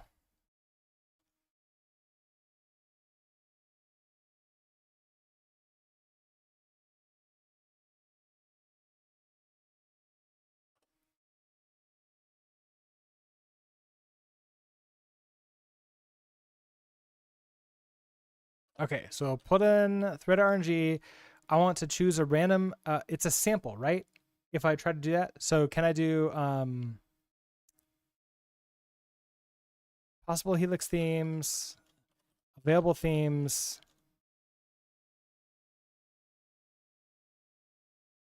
Oh, I can't sample that. Is it RNG sample?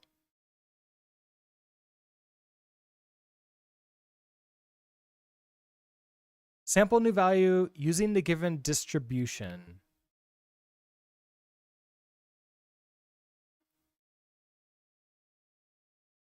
So RNG sample uniform new. Oh, is it choose? Okay, choose.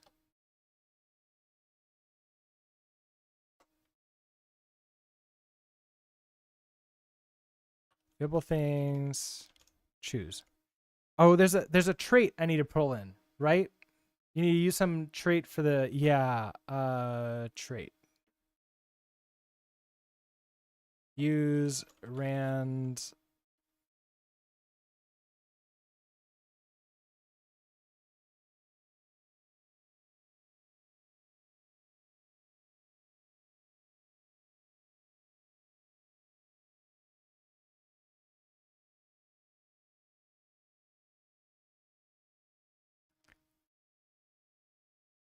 distributions, maybe?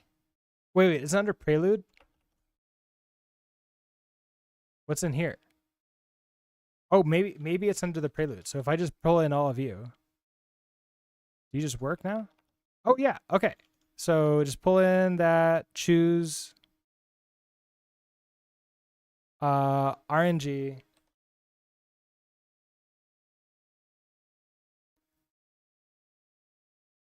Returns a reference to one random element in the slice or none if the slice is empty. Well, there's definitely something in it, so we can safely context and say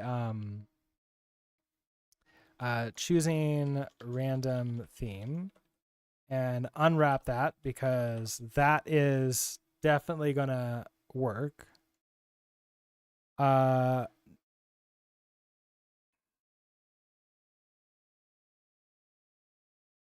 Oh, it's a double. Okay. Can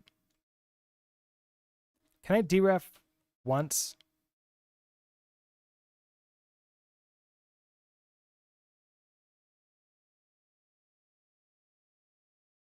That.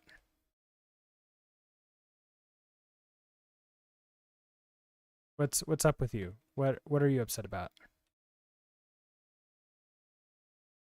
Missing lifetime specifier.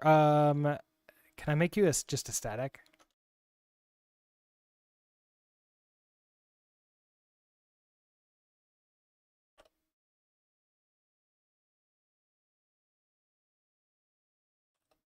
Okay, cool. So you're fine. I don't need to do anything fun with that. Okay, so new if new theme to lowercase equals random, then I want to select random theme and we return you.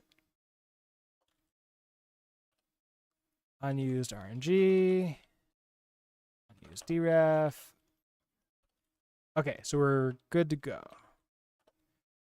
So then you're fine, you're fine, you're fine. Okay, so this is a hidden feature.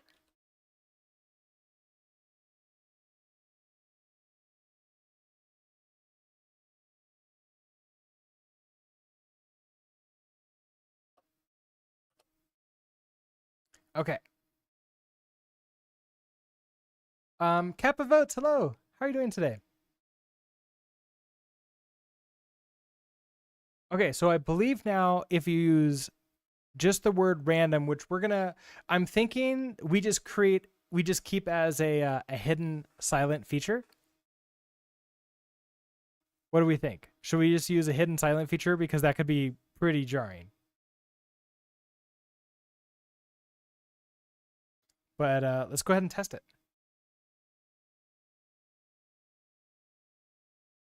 So change Helix theme, random.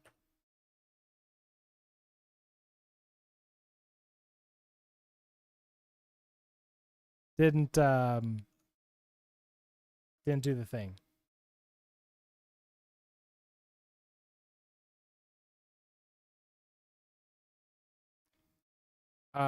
What did I do wrong? Oh, because it's a validated theme.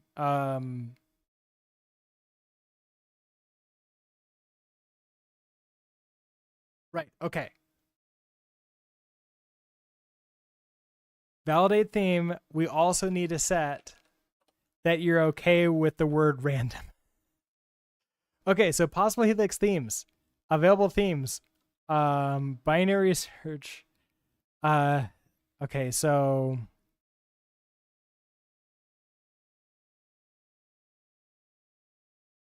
if theme is equal to random,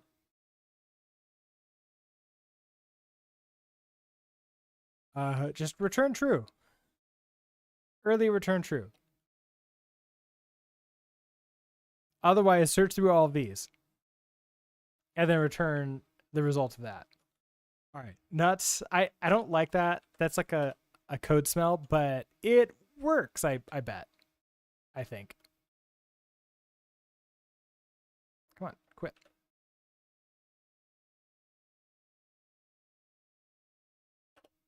Come on, cargo run.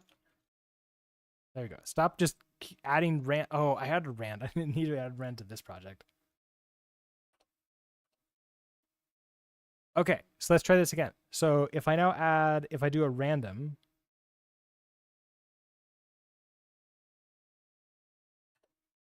Changing helix theme to yellow. ooh, so I switched it to yellow.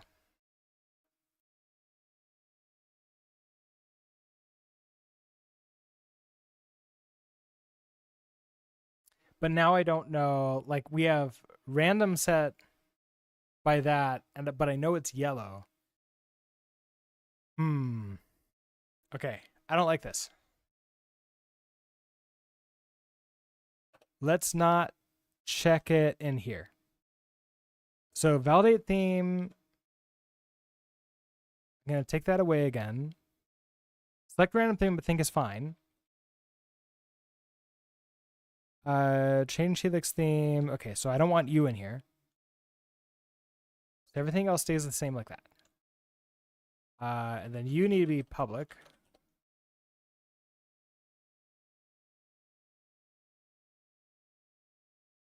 Okay, so we're going to say, first off, if validate theme, so what we can really do is, first day here is,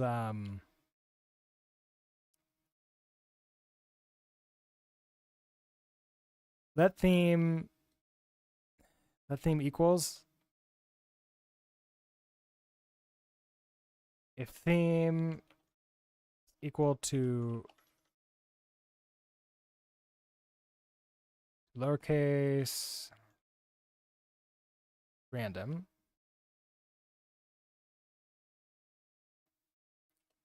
then get random theme.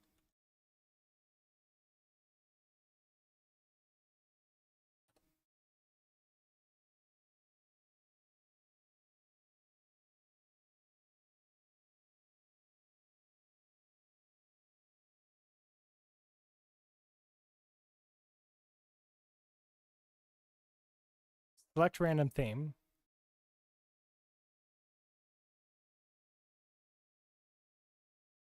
Otherwise,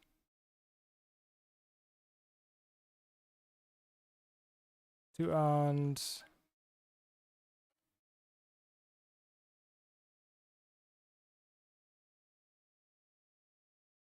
I mean, is there really a problem of having this be a stir? Otherwise, it can just be the theme.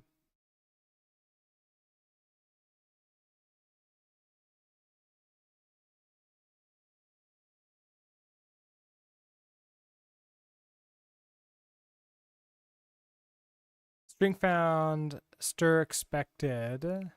Expected string found stir. So they could be a to owned. Okay. So I think that's working now.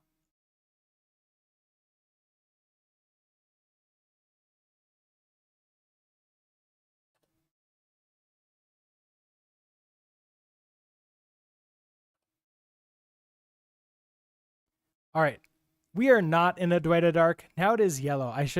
We should probably have this like actually load up what it really is. So if we do another random,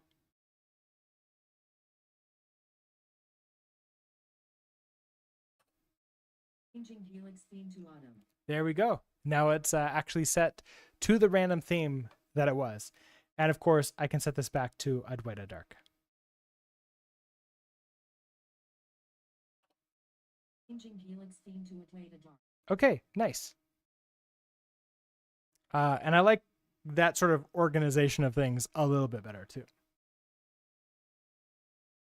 All right, so that's all good and nice. Let's see. In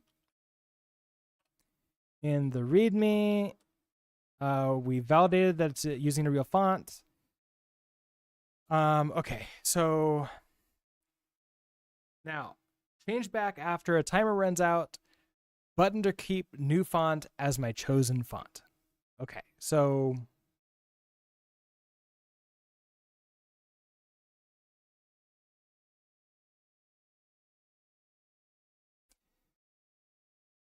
change back after a timer runs out, or I can keep the font.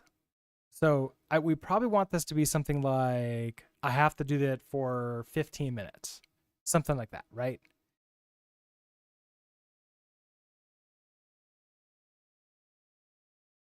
And I could just have this be set as be reset as the theme myself again, which would be fine.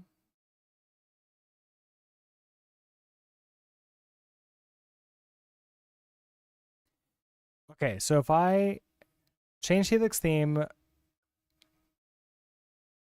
we validated theme.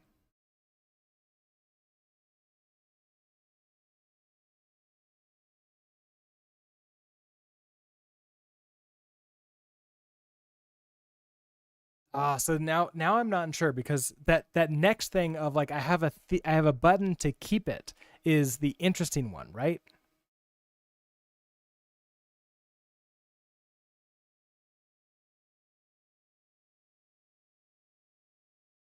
What if I instead of I feel like I have to do this in the front end is going to have to send a message back to here to change the theme.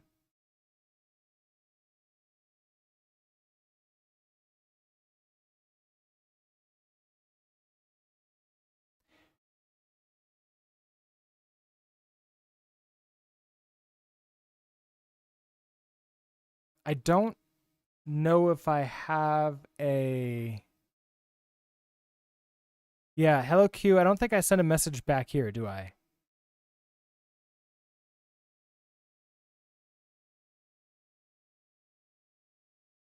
Yeah, because I just have a front end sender and receiver. I don't have the other way around.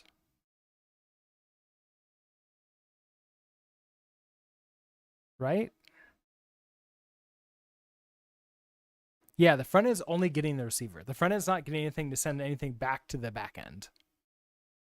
So that's an interesting sort of conundrum here is if I were to have a back end set to that, or like a button set to like keep it,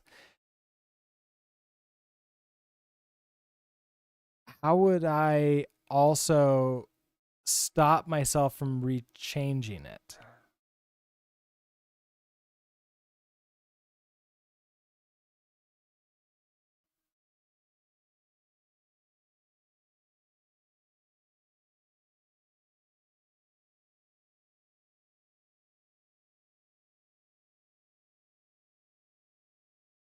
I don't know.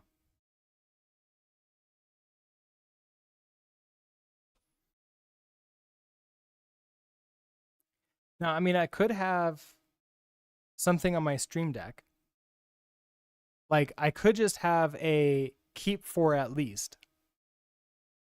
So whenever this gets set, it also sets a timer that counts down.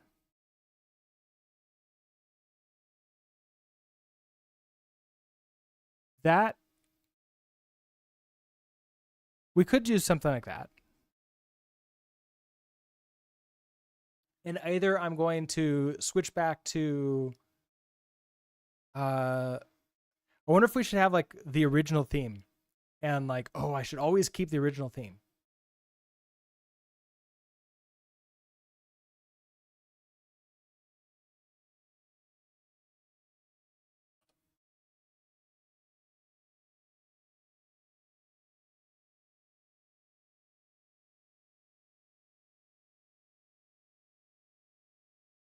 Should I keep the original theme? I don't know anymore. Now I'm going back and forth on design of like theme of like this is the current theme, right? Like this is the current theme. And if I want to set I don't know how I want to do this. So maybe I just don't worry about this at all. And we update would it be hello Q or change Helix theme?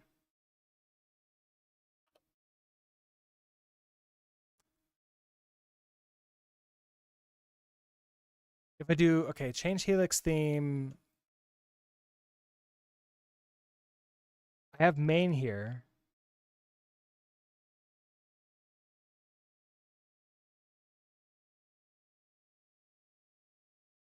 What are you changing it to? Oh, with a new arc. Oh, okay. Oh, nice. Okay, so I can just do cargo one Adwaita Dark. Changing Helix theme to await. Oh, Aweta? Changing Adwaita Dark. Helix theme to await. Okay.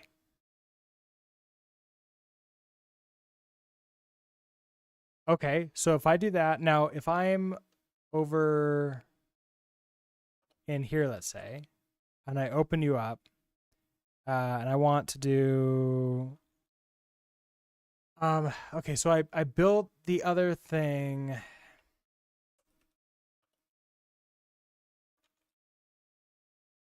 Let's build this for release.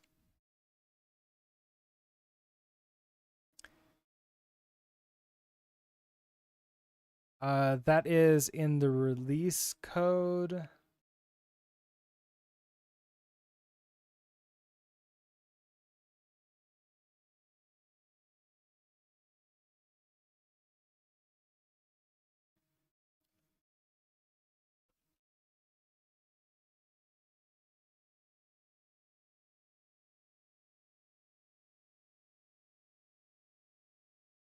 Let's do another function here. So let's do function reset theme, or we'll just do hx theme.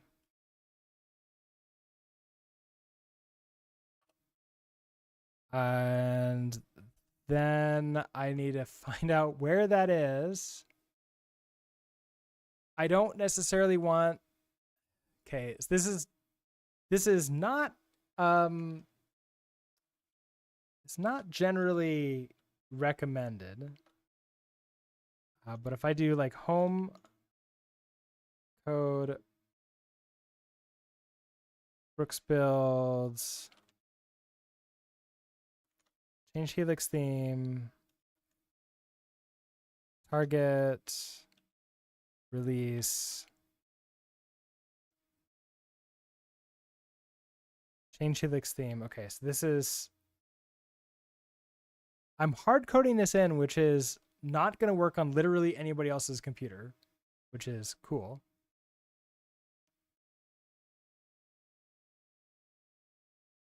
And then also $1. So whatever I set this to.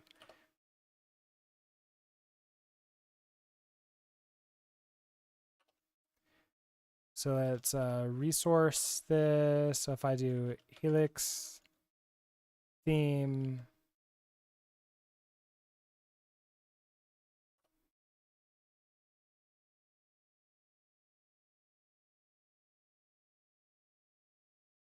wait.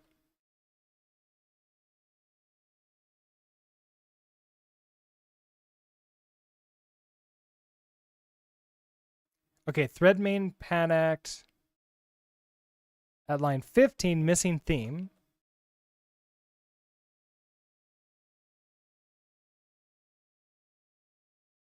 Oh, make sure there's an environment variable named Helix config path not present. Oh, okay. So we need to add in a Helix config path, which I thought we had, but maybe I'll just add it in here.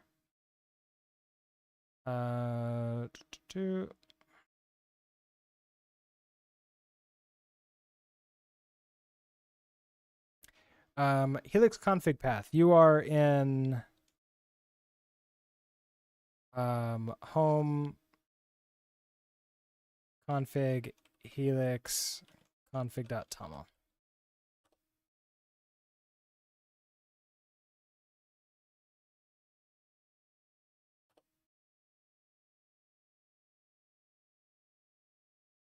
Changing Helix theme to There. active. Okay, so now I can do Helix theme Adwaita dark. Changing Helix theme to Adwaita. And so every time I want to do like Helix theme, I can just up arrow that and go back to what I previously had. Otherwise, I'll just reset to this. Okay, so I have a command for that now, which means I'm going to cancel this. No auto change back out. No button to keep that as a current font. We'll just keep on with this until I get tired of it. And then maybe by that time, we'll sort of like have an understanding about how I want to work with this. And then finally, last thing under viewer rewards, let's remove the testing one. Change Helix theme. And I'm going to put on how long, what should our timeout be? Like how long do I have to stay with the theme?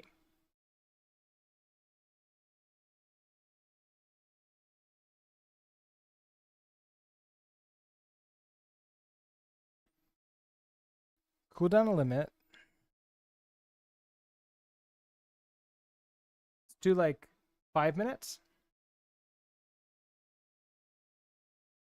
With no limit for right now.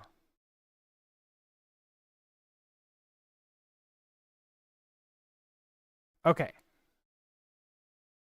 It would be nice to see the timer for how long to keep it there.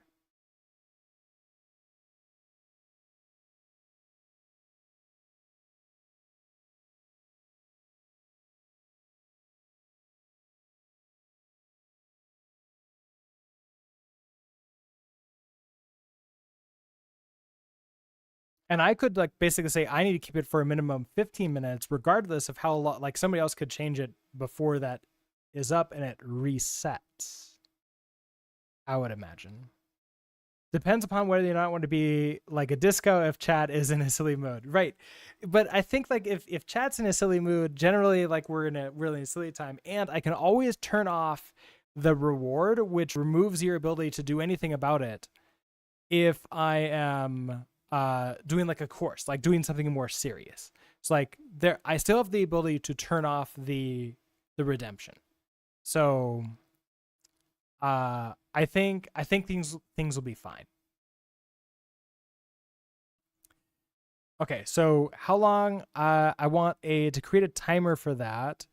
So if I want to templates, okay, let's go to components theme. In a state, we'll have keep for. We'll have a value of a what is U64, I think?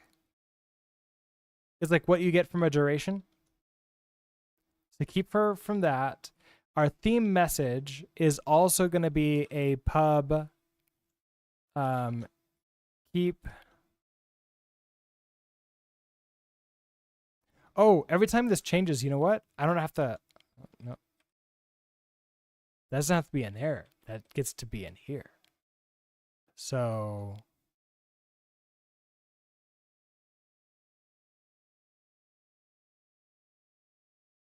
nope. I do have to do this. Okay, theme message, pub, keep for. You have to be a duration.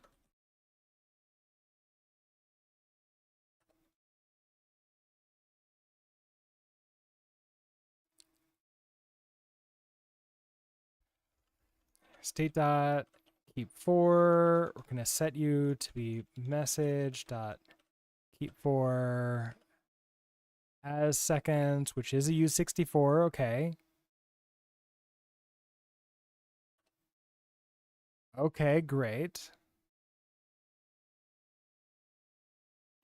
Then when we send this message,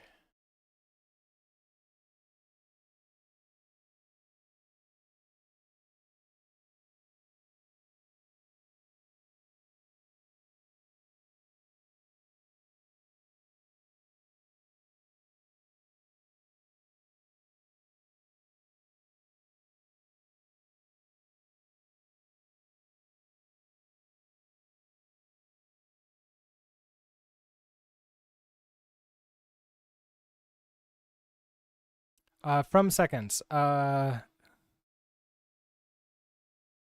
do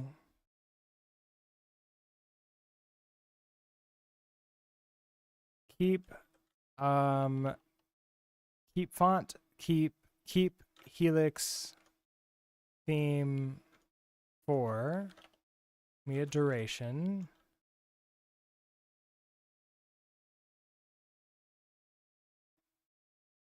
From seconds. Okay, so we're going to do 60 seconds. That's 1 minute times 15.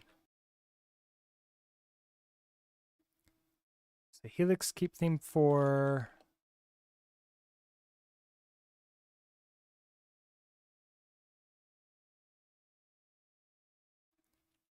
okay. We set you to be that. Mismatch types expected. Oh, value new.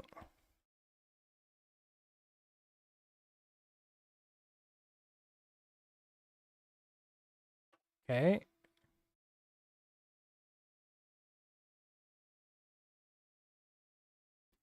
I think I did, let's see.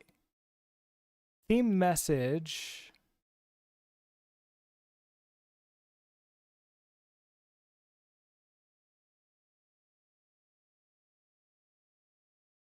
Huh, I thought this should be a duration in seconds.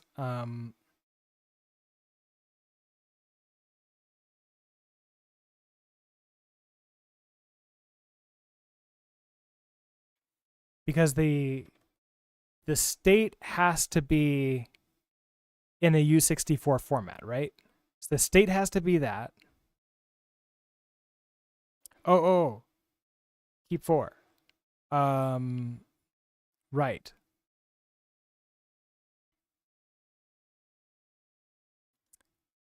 I think I know what the problem is. This is in when I'm creating the initial state, keep 4 should be nothing at all. So a value new 0. Like keep it for no time at all.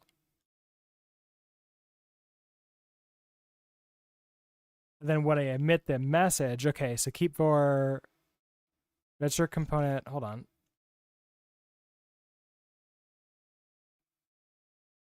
Arguments to this function are incorrect.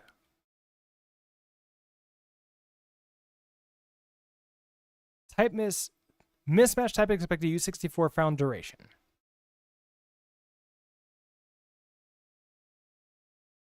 The state should be the U64.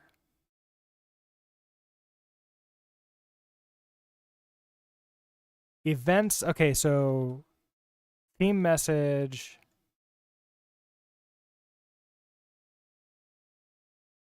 Keep 4.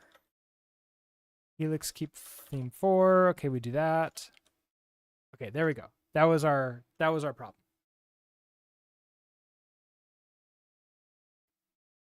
Okay, great. And now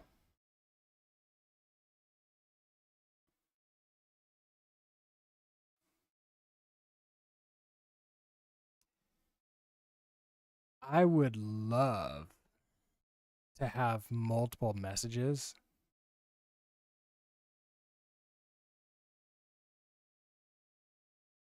I wonder if I should use some options in here. Because like, okay, when a theme gets changed, we do this. Oh, but no, this will be fine. This will be fine. So now we're going to do the exact same thing as this up here. So we're going to do a spawn blocking. I'm doing this 1 second twice. Let's go ahead and create a 1 second here.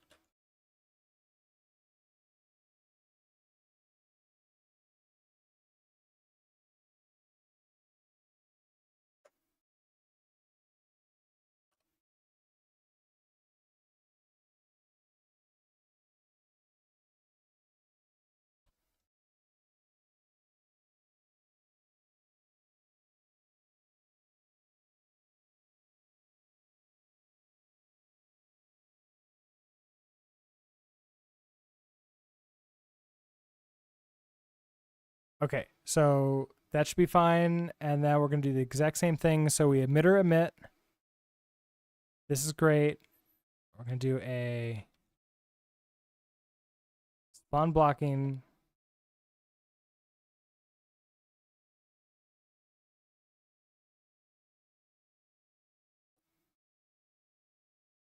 We want to do an emitter. Right. I have to have Waller duration.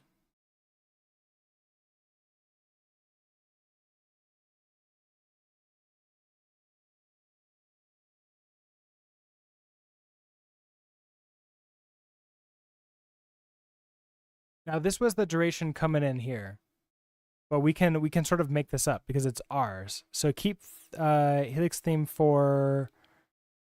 So I want to start you off with this, right? So like let our duration.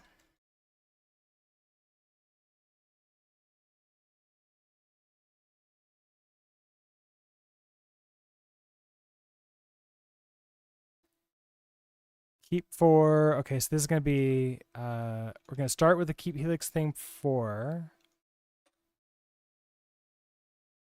That implements copy, right? It should.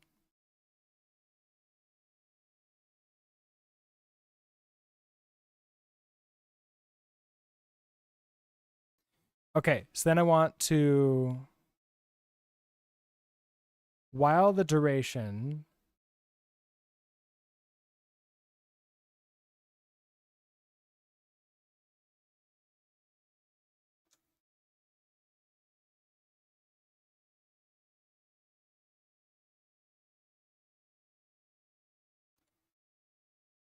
is there like an is empty or like is 0?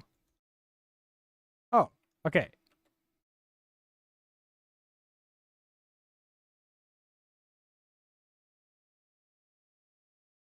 While the duration is not 0, right? So while the duration is not 0,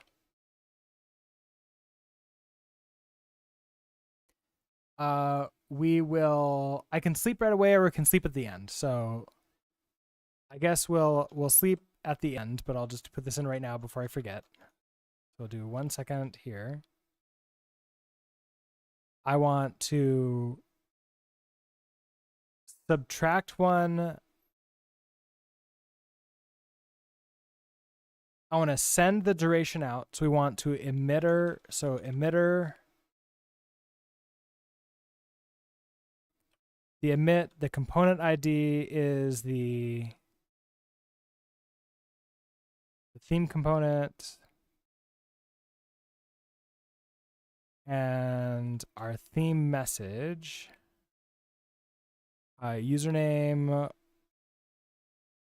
I'll have to move that in. Theme, we move that in. And then keep for duration is now going to be this new duration.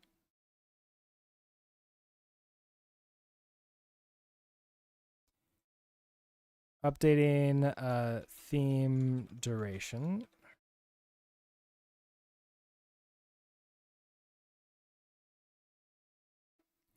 Okay, so we do that, and then I want to subtract duration. So duration minus equals 1 second.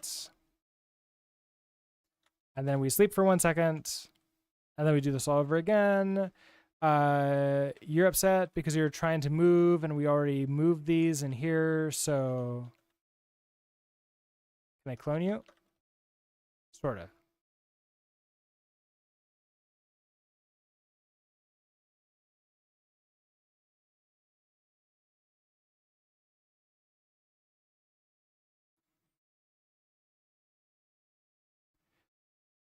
Use of move value, username. Where did I?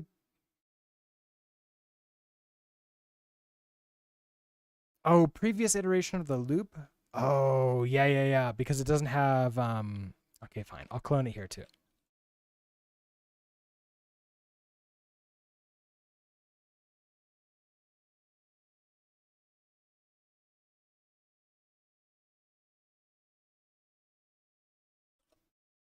That'll make it happy. Clones everywhere. Yeah, and then okay, so the emitter, I can't do that. Emitters, then what I want to do, okay, that was Twitch ads.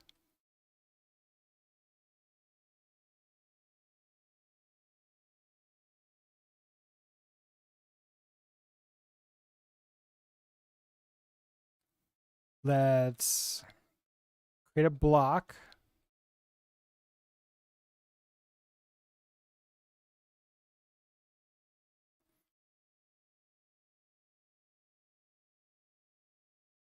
And we'll just clone the emitter. Okay. No more errors, no more warnings. And then, oh, I have to update. Okay, so we have keep for there. We have keep for in the template, right? And keep for in the state. State is, yeah, keep for, value that. Okay, so we want templates, theme.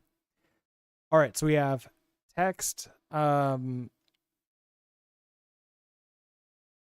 have to use a VStack here, I think.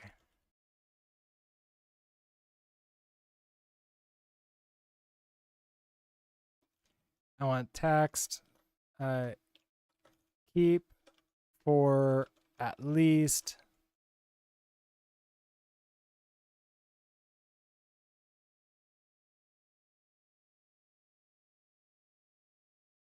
something like that. Let's see how that looks. Oh, and then I only want the keep for at least if that exists, right? Tell me if keep for keep for at least that seconds.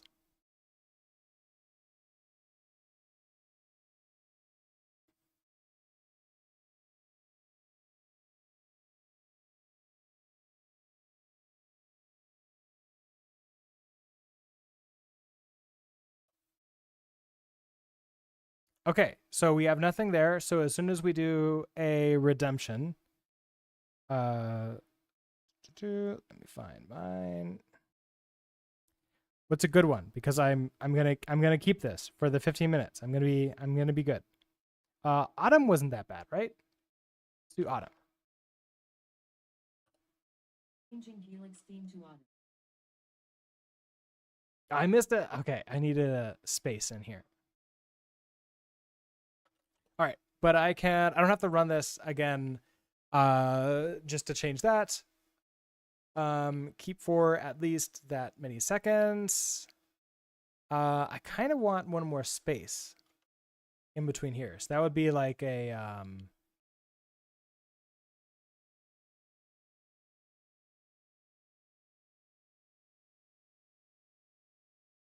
text like that. So just keep an empty text in there. And then I can always look at this up and if like, oh, I don't like this anymore, then I'll just change this back there. Cool. Okay, I think that works.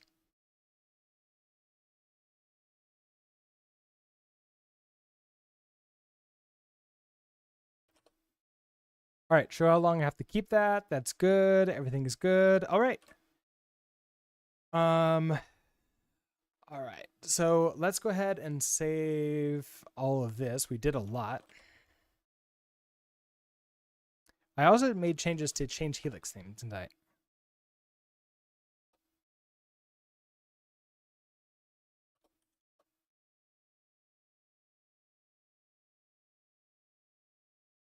All right. What did we do? We added in, I guess like we added in functions. We're validating theme and choosing a random thing.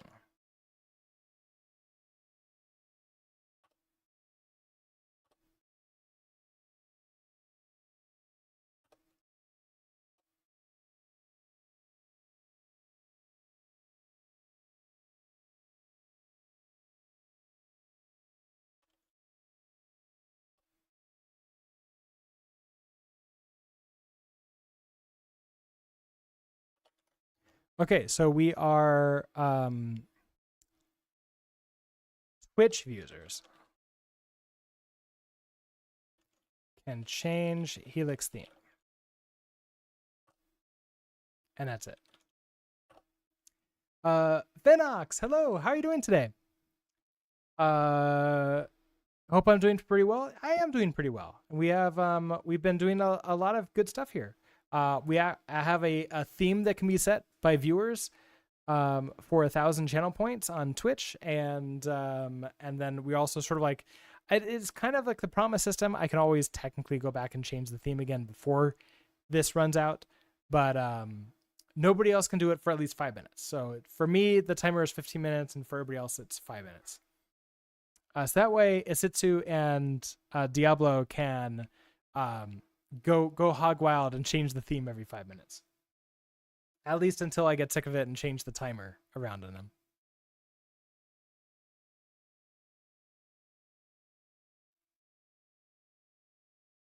Okay.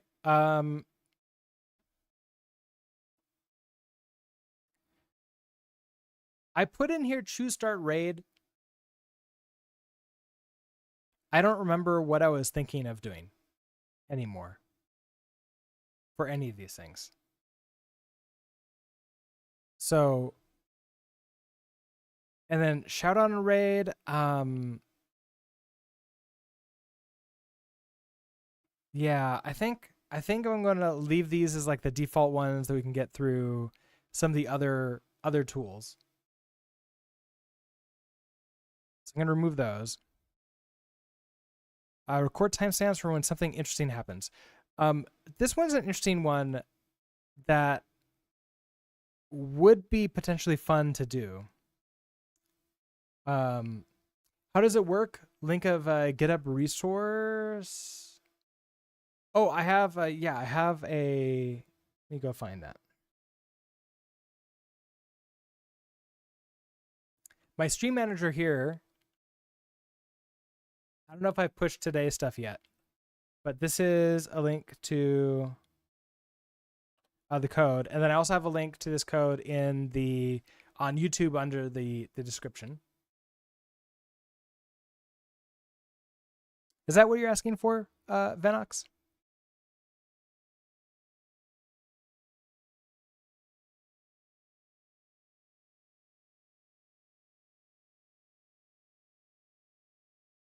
Oh no, how to set a theme. Okay, yeah. So how to set a theme.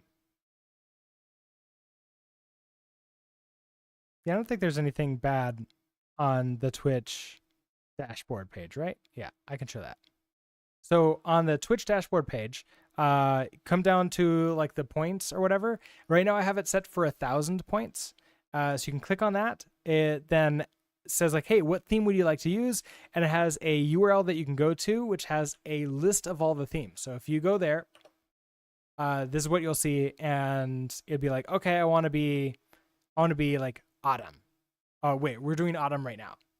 I want to be Changing Helix theme to base trans. there. Skimmis, you got it. And then when you hit enter,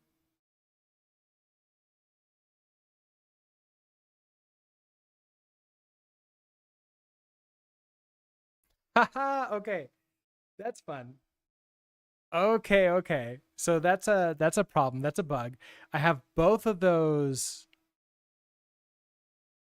Oh, because I can't stop the thread anymore.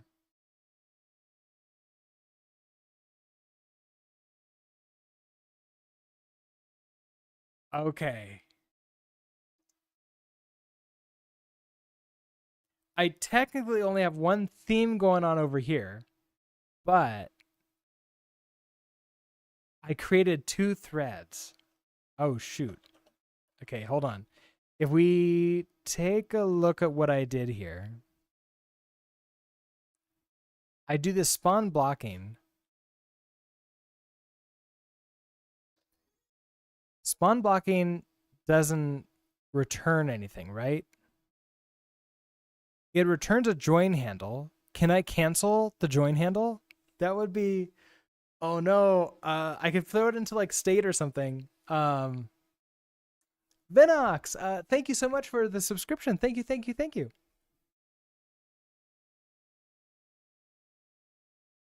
Okay, but I do have a join handle.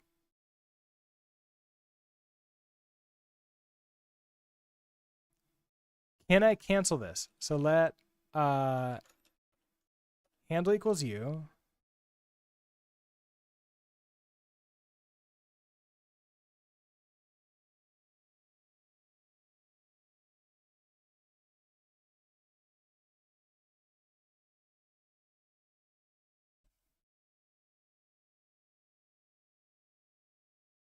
Oh, be aware that task spawn using spawn blocking cannot be aborted because they are not async. If you call abort on a spawn blocking, it just will do nothing at all. So I cannot. Okay. This won't work. This won't work unless I make it the same time that you have it. I think that's what we have to do. So instead of 15 minutes, let's make this 5 minutes like that. Okay, Skimmis, I will give your money back.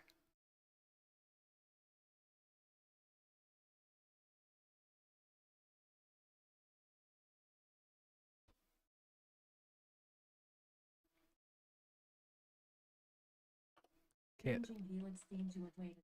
let's reset that and let's reset you again.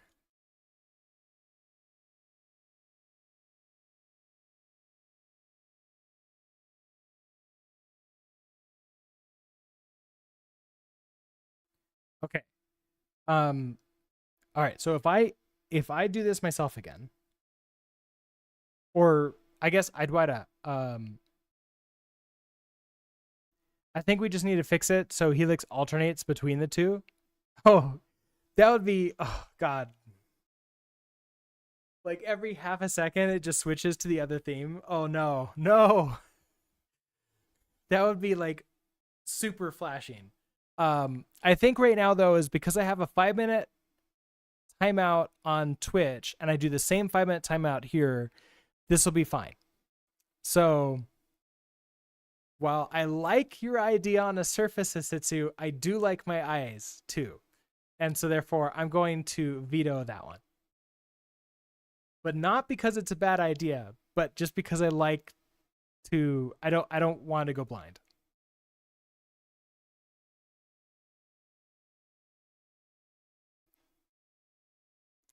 Okay, so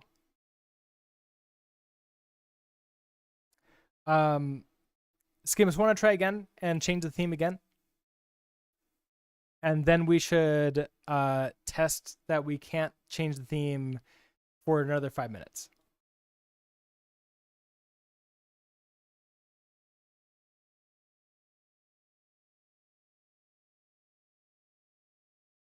Oh, you're right. It's on cooldown.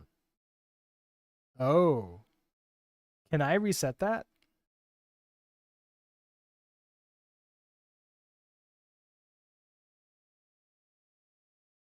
Okay. I don't think I can reset that unless I kill the cooldown or not. Wait, I can do that, right? I can say edit no cooldown save.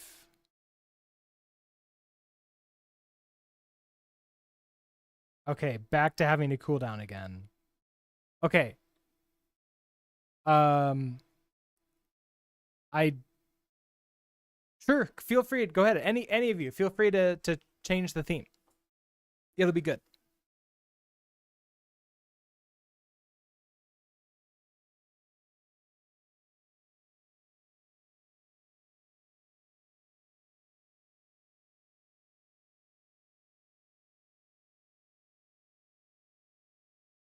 Changing Helix theme to Cat Mocha. It's nice because it has cat in the name. that's not too bad.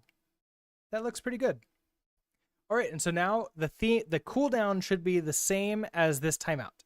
So you can't, nobody can change it again until this timer is done. So okay, I think we're good. I can always change this a little bit later. I'm a little bit sad that text didn't create a new line in here. I thought that would create like a little gap, little space. But I'm not going to worry about it too much. Okay, so I think we're good.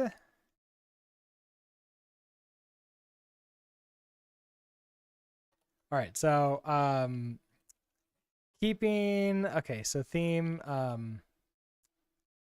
keeping theme for only 5 minutes. Same as we have set on Twitch. And if I set that to be longer on Twitch, I'm probably okay with setting this to be shorter here. Maybe eventually we can figure out how to pull that number from Twitch. But right now, getting things from Twitch are kind of a little bit weird.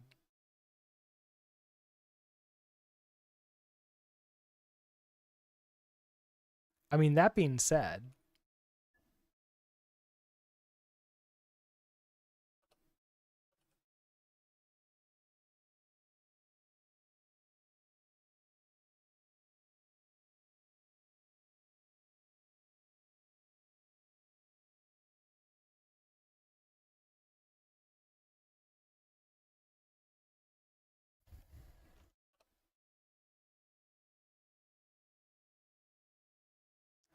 can I actually get that information? Is that something I can get? Where am I getting that? It's from oh, the WebSocket handler is where we're getting that.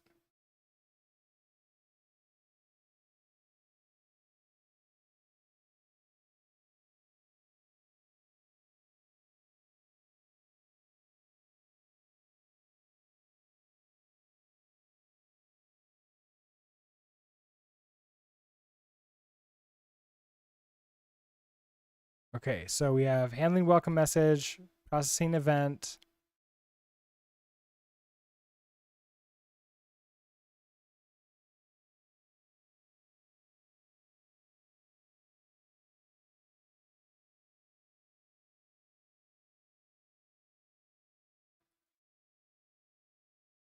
Okay, we're getting that.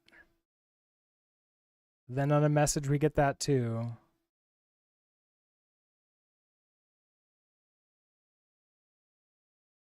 Okay, that creates those. Process you. Okay, so on channel point, redemption. Okay, so get the reward title,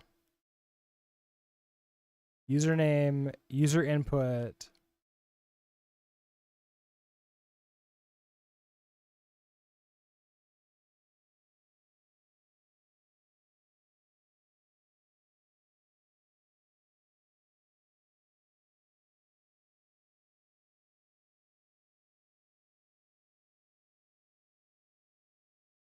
Does not look like they're going to give me the ability to see how long the channel point custom reward is now unavailable for, which is unfortunate, but totally understandable. Okay, so this is great.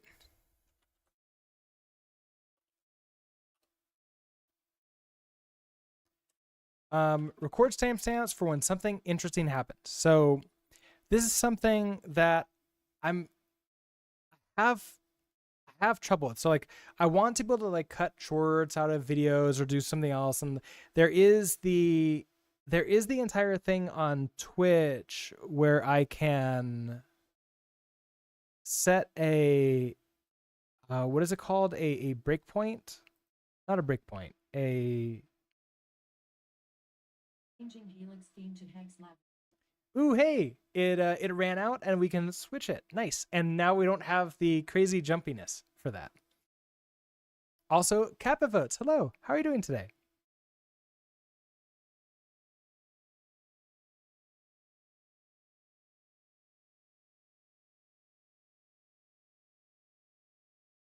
So with this one, I'm not necessarily sure how much I want know how to design this yet, so I'm gonna skip it for right now, and then we'll come back to that.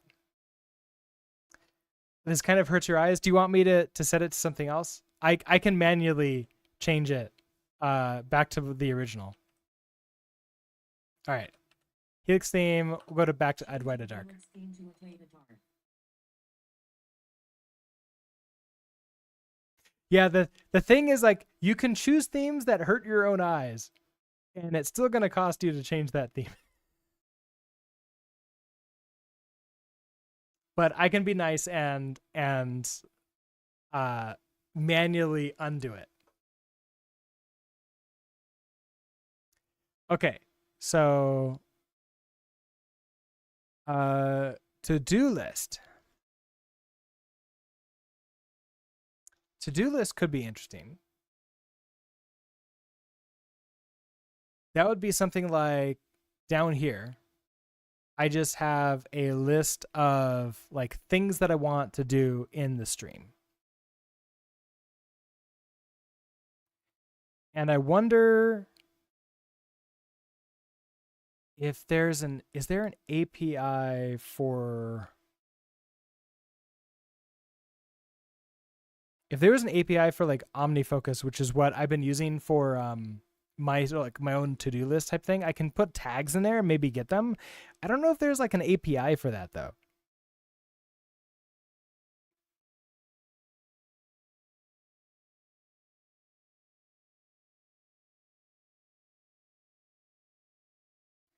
Like if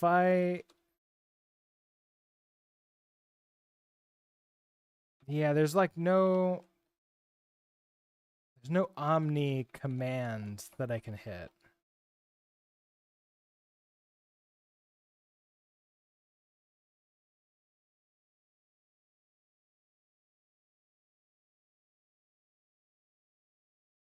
It's kind of funny to me that they had to specify dark, implying there might be a light when Adwaita literally means unique. That is kind of funny, isn't it? Yeah. Wait, isn't there an Adwaita light?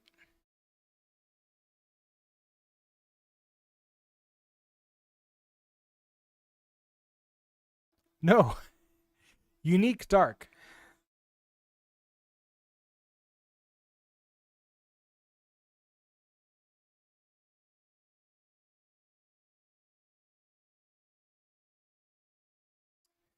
Okay. I can't get that there, so do I want, I probably don't want to put this in memory only. So I could throw in, I could create like a text file of items that I want to do, and then if I put that into like a shared place, no matter what profile I'm in, I can throw that in there and like change the order around. So like a text-based to-do system, and then all I really want to do is I want to display those here. Is that right? Or do I want to have like an actual to-do application?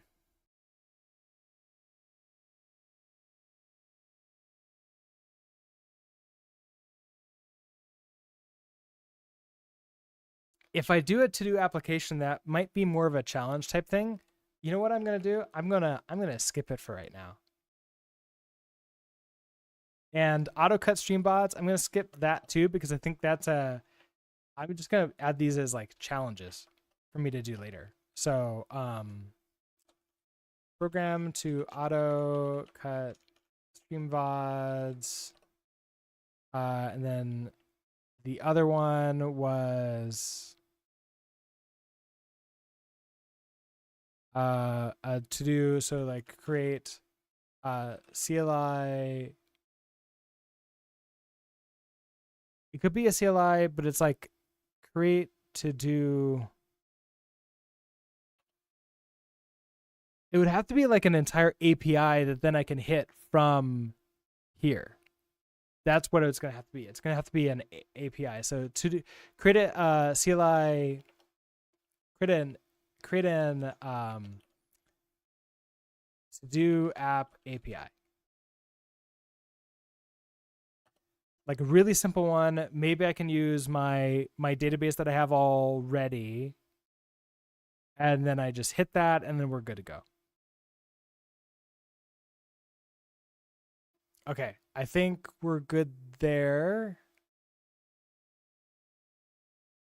Now, I wonder if I could easily have multiple front end applications, but then import them too, and sort of extend them. So I want a front end app, an Anathema app that can be run separately on its own, or just throw it in here too, separate as a child. That'd be really interesting to do. I have no idea if that's possible. Uh-oh. Keep for at least 1 second. That disappeared. That's a bug.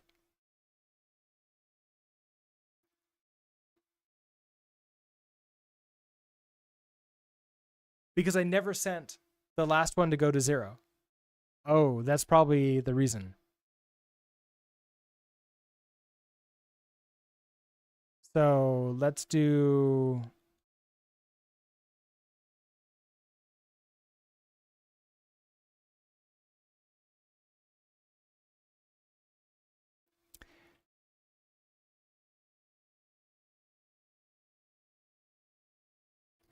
While the duration is not 0,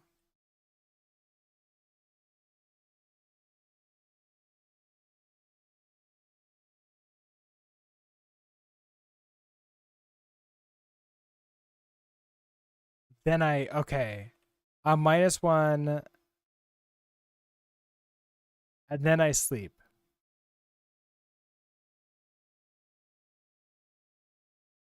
You know, if I sub 1 here, okay, so we subtract 1 second from our duration, and then I send this out, which means it will get to 0 seconds, and then that should be good. So that should be all I need to do to change this. You know what the last one thing was, though? In the README.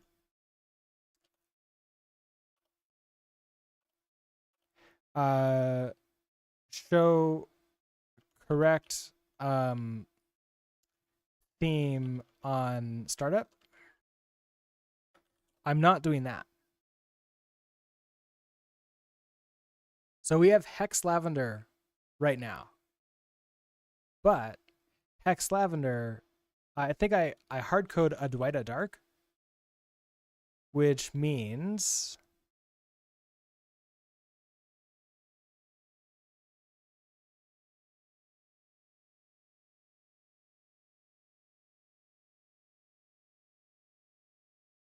there that is. Okay, so new value from that. Now I take in a state, right? No, I just take in receiver events, but I also could take in current theme.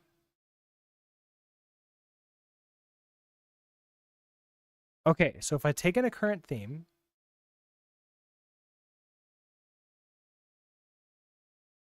what's the reason for keeping this as a blocking task? The main reason is the fact that I'm not in an async await environment. I'm in a blocking environment.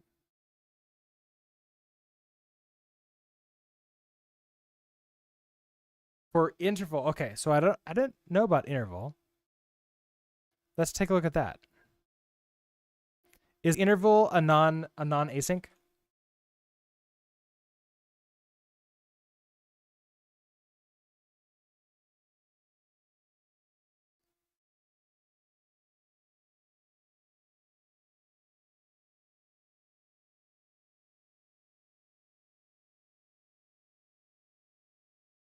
Creates a new interval that yields with interval a period. The first tick completes immediately.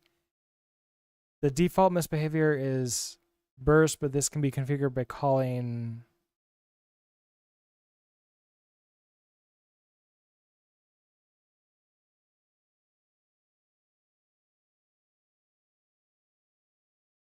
Okay, I'm confused about this. An interval at? No, this won't.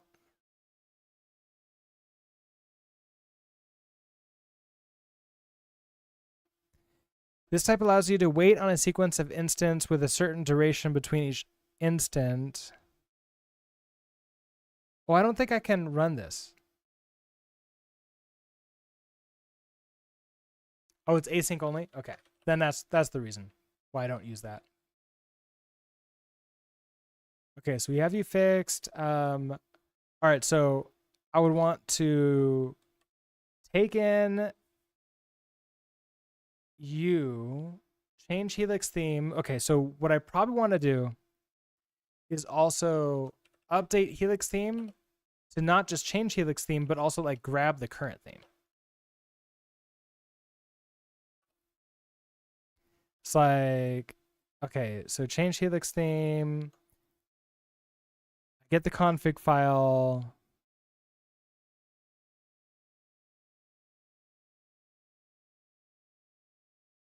Theme value. Okay, so if I get pump function current Helix theme,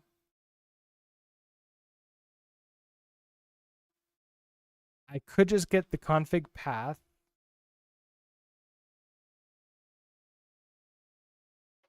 And we're going to return a result with a string inside.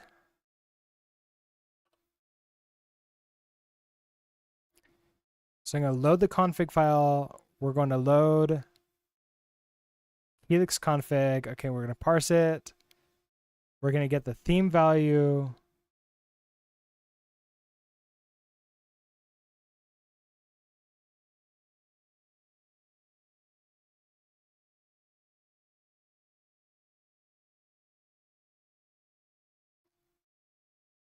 Okay, so config file, Helix config.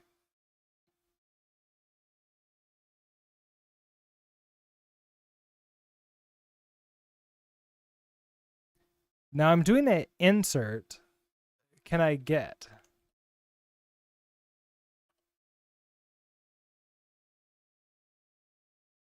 Get key values for values that are visually children of this table. Returns an optional reference to any given, to an item given the key. Returns reference the key value paired stored for the key if it is present, else none. Wait, so key value. So this would be theme, right?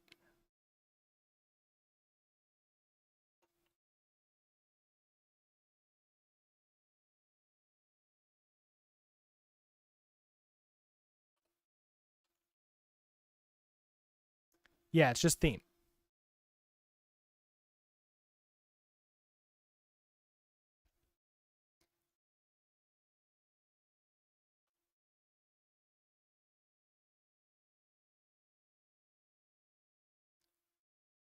Oh, and I don't actually care about the key. So I just want to get. Okay, so that gives me an option item.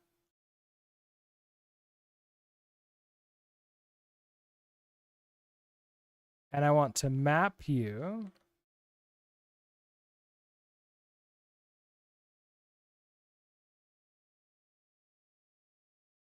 Now, can I turn this into a string?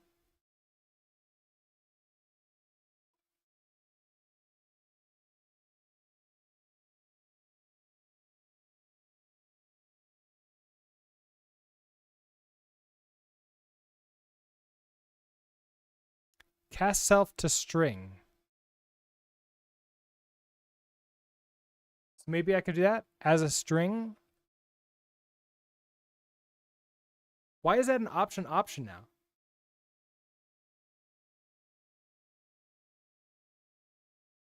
Oh, because as string does it as an option. Okay.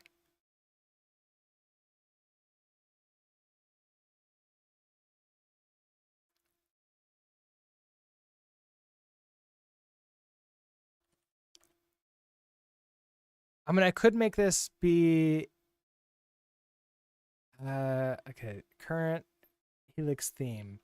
Let's see. How do I want to do this? I can do an if let, or we can just do an if let sum. Okay, so let's do it. Sum,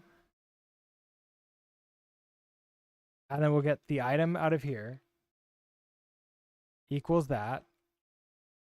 I won't map it yet.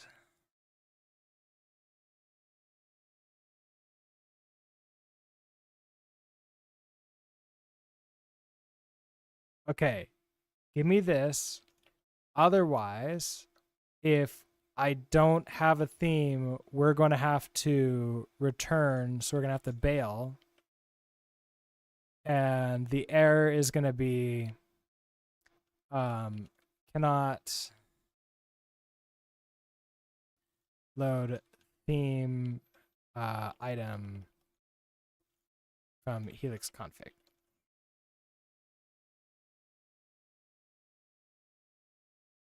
Okay, so that gives me the item here. And then I want the actual value. So we're going to say item as stir.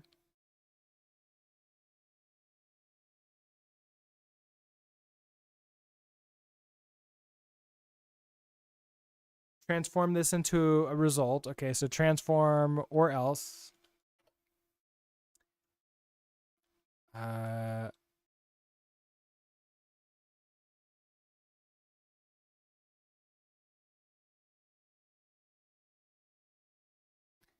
Turn this into an error, and our error is going to be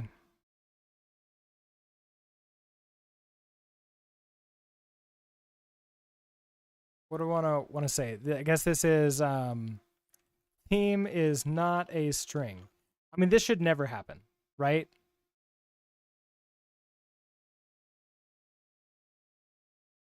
Is that going to be mismatch types expected? A result. Oh, string found that. Okay. So I can map to string.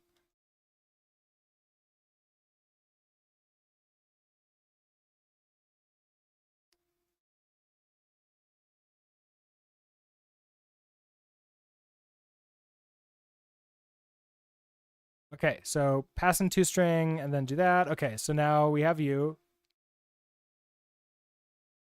You don't need to be mutable. We just load the config like that.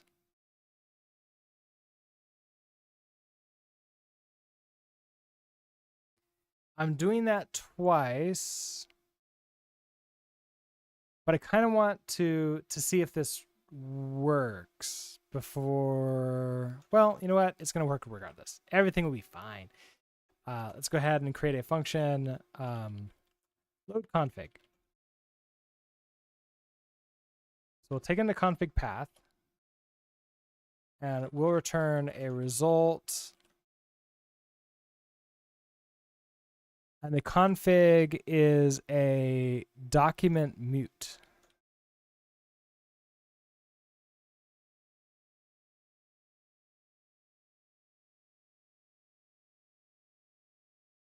That's what it seems to be. We'll grab you out, throw you in here. Return the Helix config, return an OK Helix config.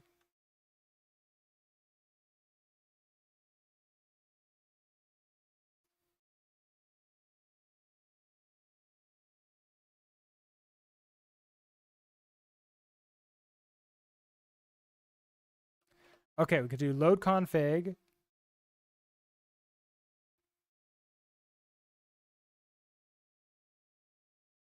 Pass it the config path. Context. Loading config question mark U. Okay, we're good to go there. Right. Oh, temporary file dropped. Fine.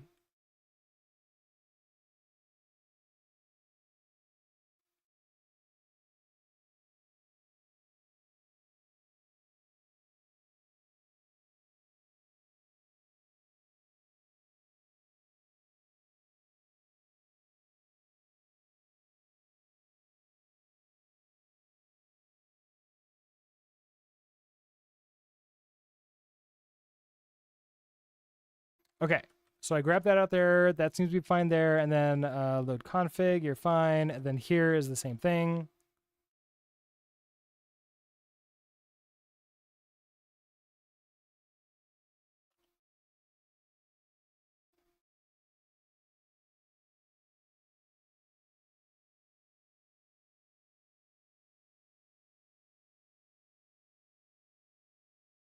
Okay. Oh, and let's see.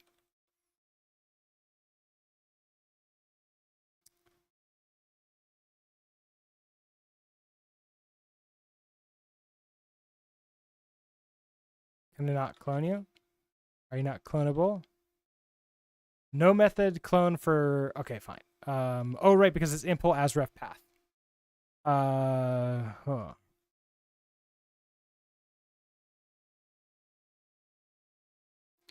I mean, I could do clone too. Impl as ref path plus clone.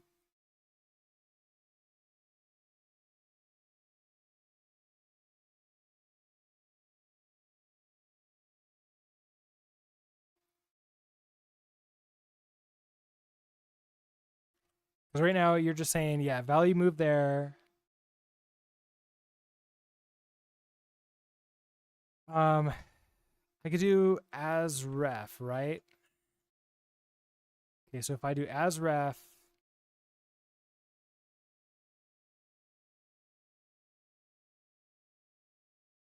can I just say, wait, do you just work? Oh, you just work. Never mind. You're cool. Okay, so that should be happy now. Okay, so I should now be able to current Helix theme. So I want to get the current Helix theme from Hue.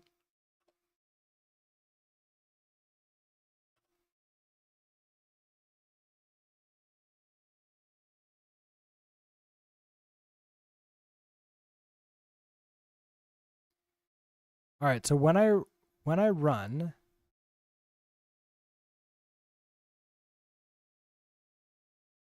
ooh, we're running front end receiver right here.